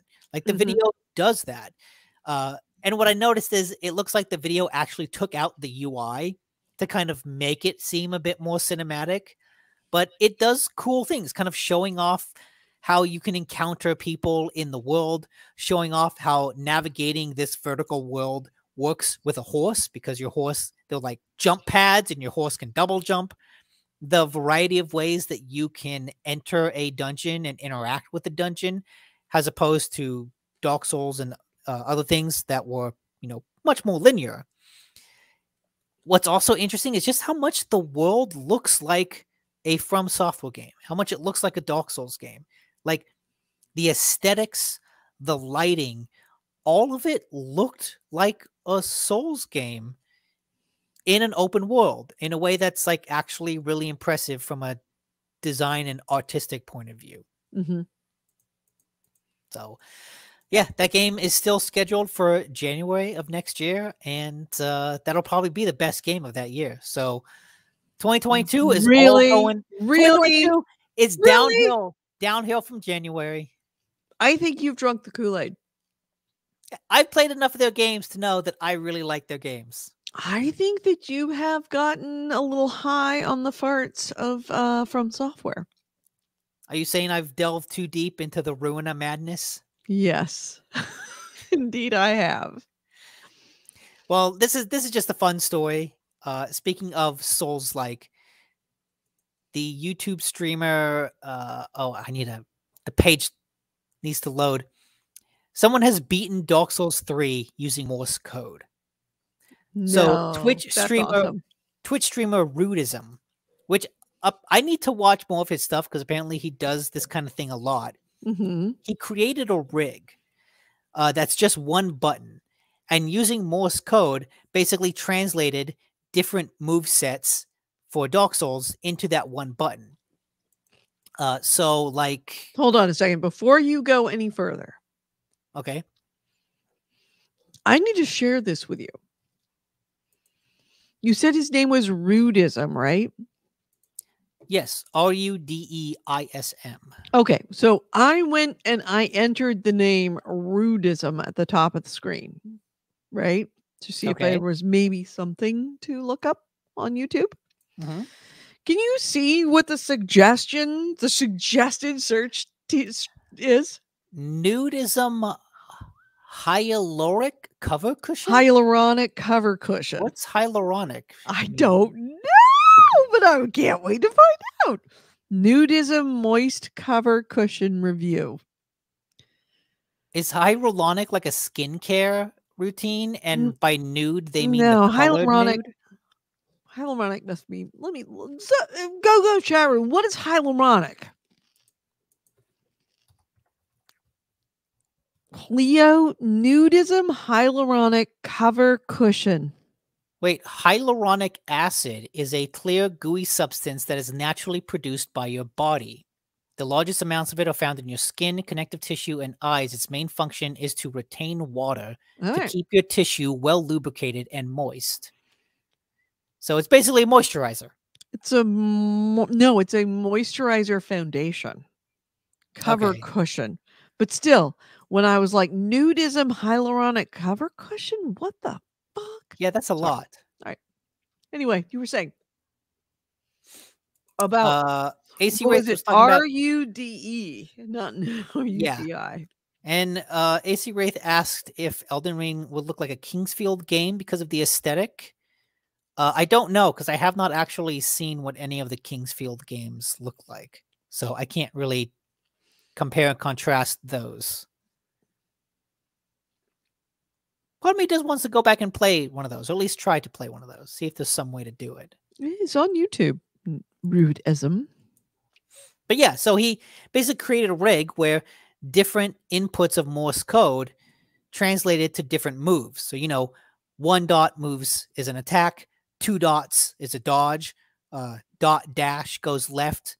And the way the input worked is if he'd input left, the character would keep moving left until he either inputted that again or inputted a new thing. So it the movements toggled.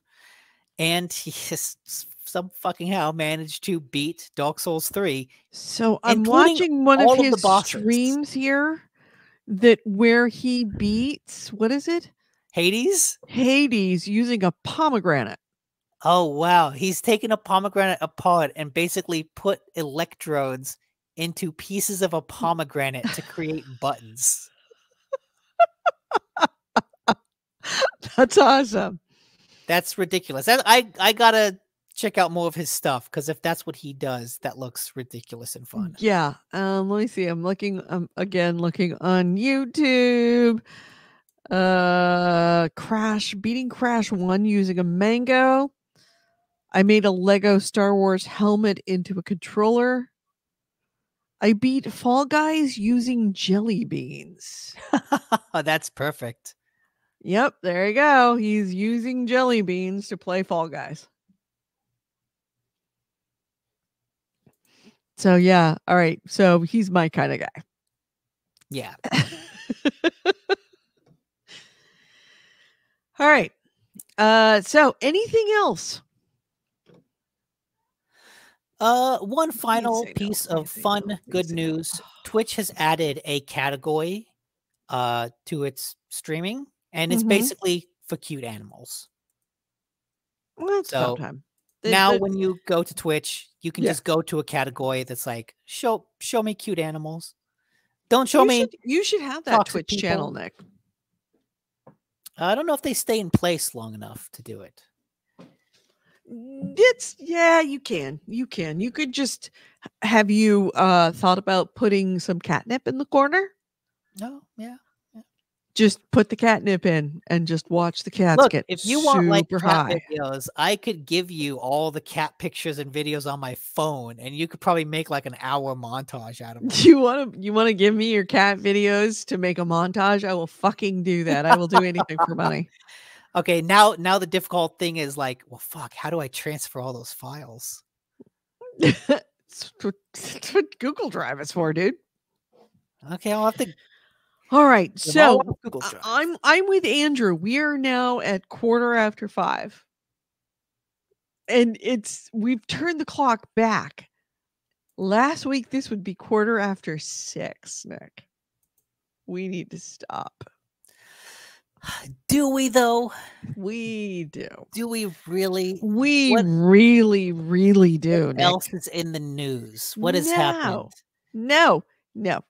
Were you cutting you off? Wait, I'm going to Polygon. Guys, will you please explain to Nick what are the 22 best he board needs games? To stop looking up news. There's a lot of fucking news out there. I held off. Please. There's a new old Star Wars: The Old Republic expansion. Please. Chat room, explain to Nick how you have stuff to do. You have lives. Okay. You don't need to sit there. I will say, honestly, because there's an article here about Eternals. I saw Eternals. I don't know what the critics are smoking. That movie is good. Oh, Eternals. Really? Yeah. I came out of that going. I've heard nothing but hate. I do not fucking understand what all these critics really didn't like about it. Also, I think this is an issue about how Rotten Tomatoes judges things. Because if you look on Metacritic, it's got a few positive reviews, a lot of mixed reviews, and like 2 negative reviews. So it's mostly people going, yeah, it's okay. But because of the way that Rotten Tomatoes works, it counts all that as negative. Mm-hmm. Because it definitely tries to do something different. I think it succeeds. Apparently, a lot of critics disagreed, but I thought it was a really cool movie. AC Wraith, I'm not telling him that because I don't want him to continue. So shut the fuck No, I know those posts in up. Discord. Shut I saw that Bowser shut- pleaded I guilty will shut for that robbing Discord Nintendo. down right now just to end this show. That's how much I want it to go away. Elden Ring is locked at 60 frames per second on PC. Yeah, I heard that. Yeah, I heard that. Not only that, what was it? Was it the even the trailer had issues, had frame rate issues on Elden Ring? Where did I read that? I'm gonna have to look. Some game. I will find that out in half a second. And Kumali was great in Eternals. Like, I wouldn't say he's underused. He's a character that is a kind of the comic relief character in that he's the most jokey of the bunch, who are otherwise fairly self-serious. But he's a very fun character, so I understand why people want more of him. So the answer is it was Battlefield 2042 that the PC trailer even had major frame rate issues. This is not looking good for Battlefield 20. Are you as excited about Battlefield 2042 as you were 6 months ago? I wasn't. I have very serious reservations now. I mean, after playing the beta, I was completely put off by it, but I saw enough articles. EA basically said, hey, here's what we're fixing. And a lot of it was good stuff, but I do want to wait and see. I did hear, and I don't know if this is true or not, that there will probably be like some sort of demo available on Game Pass, like a 10-hour, preview. And if they do that, I will happily jump onto that, but I'm a little iffy. Yeah. And the one thing I will leave you with this is that we all know what a misery Marvel's Avengers was. Apparently Square Enix, and I didn't go into this too deeply, but Square Enix said that they think that that the problem with Marvel Avengers was that Crystal Dynamics was probably a bad fit. Yeah, the company that specializes in single-player games made a good single-player game and a bad live service game. Beyond the point that's only part of one of the reasons why it was all of the fucking microtransactions inside of it. Yeah, that's part of the live service stuff. All of the campaign single-player stuff about that game was like fine to good. Yeah. It's all the live service. Square Enix just has to stop making first-person games. I mean, I shouldn't say that's not first person, not first person, first-party games. No, I want to. Square Enix makes Final Fantasy. Fuck you. I'm sorry. Say that again. Wow, that's the alcohol talking. Square Enix has to stop making third-party games. They need to stop putting things out, taking stuff out to other people and making them not good. It needs to keep things in-house. They just need to let people make what they're good at. That too. All right, can we leave this show, please? No. I got a dog that it's only half groomed. I'm holding the show hostage. You're not going anywhere. Yeah. You do that. Muted. Let's close this out. By the way, Nick is totally muted. You've been listening to GameHounds episode 616. We recorded this on Sunday. I unmute myself? Am I unmuted?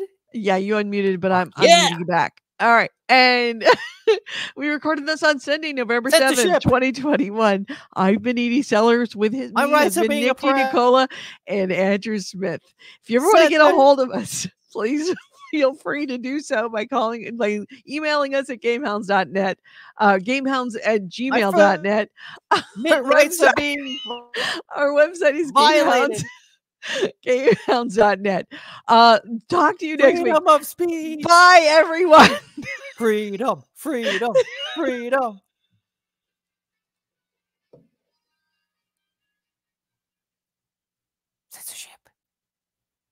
That is the worst closeout. I've never done a less professional closeout than that. That is so embarrassing.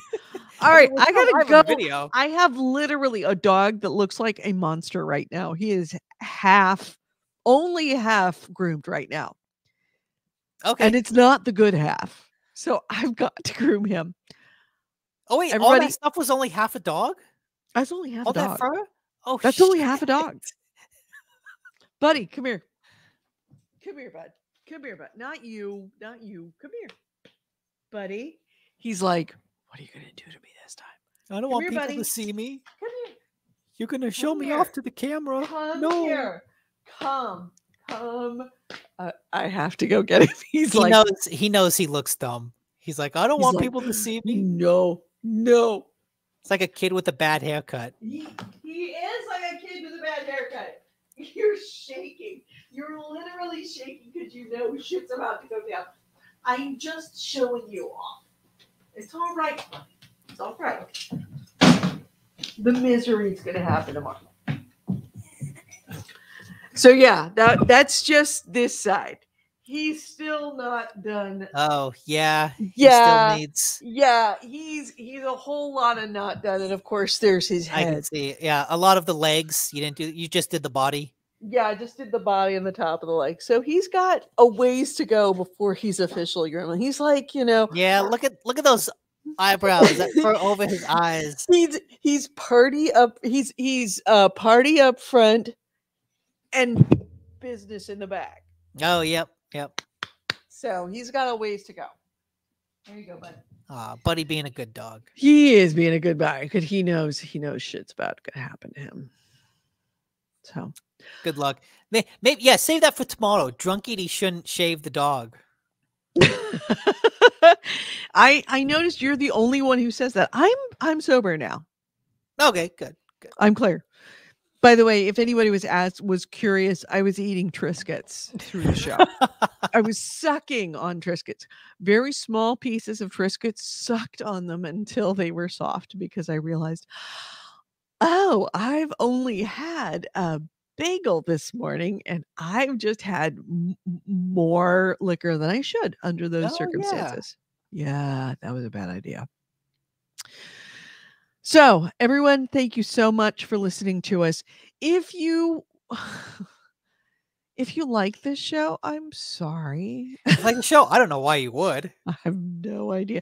But if you did, we will be back next week here at GameHounds. We start this show at 2 p.m. Pacific, 5 p.m. Eastern. We do this show live. This was a very weird show. I mean, bad enough that Andrew walked out. But we do the show Sundays, 2 p.m. Pacific, 5 p.m. Eastern. We have our audio show. If you ever just don't want to deal with all this like video craziness, feel free to go to Spreaker. That's speaker with an R, Spreaker.com. We have our shows there. And of course, we do have our Patreon. Our Patreon keeps all of this part, the video part, up and running, because were it not for the Patreon, we would not be able to have this video part. We've been for 13 years a video game podcast. It was only about a year ago that more than that. Like 3 years ago at this point. I guess it was about 3 years ago.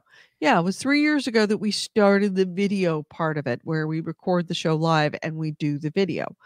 And it's increasingly become more that the video is becoming part of our thing. So thank you to everyone who has been donating. And we only ask for $1 a month. We are not greedy.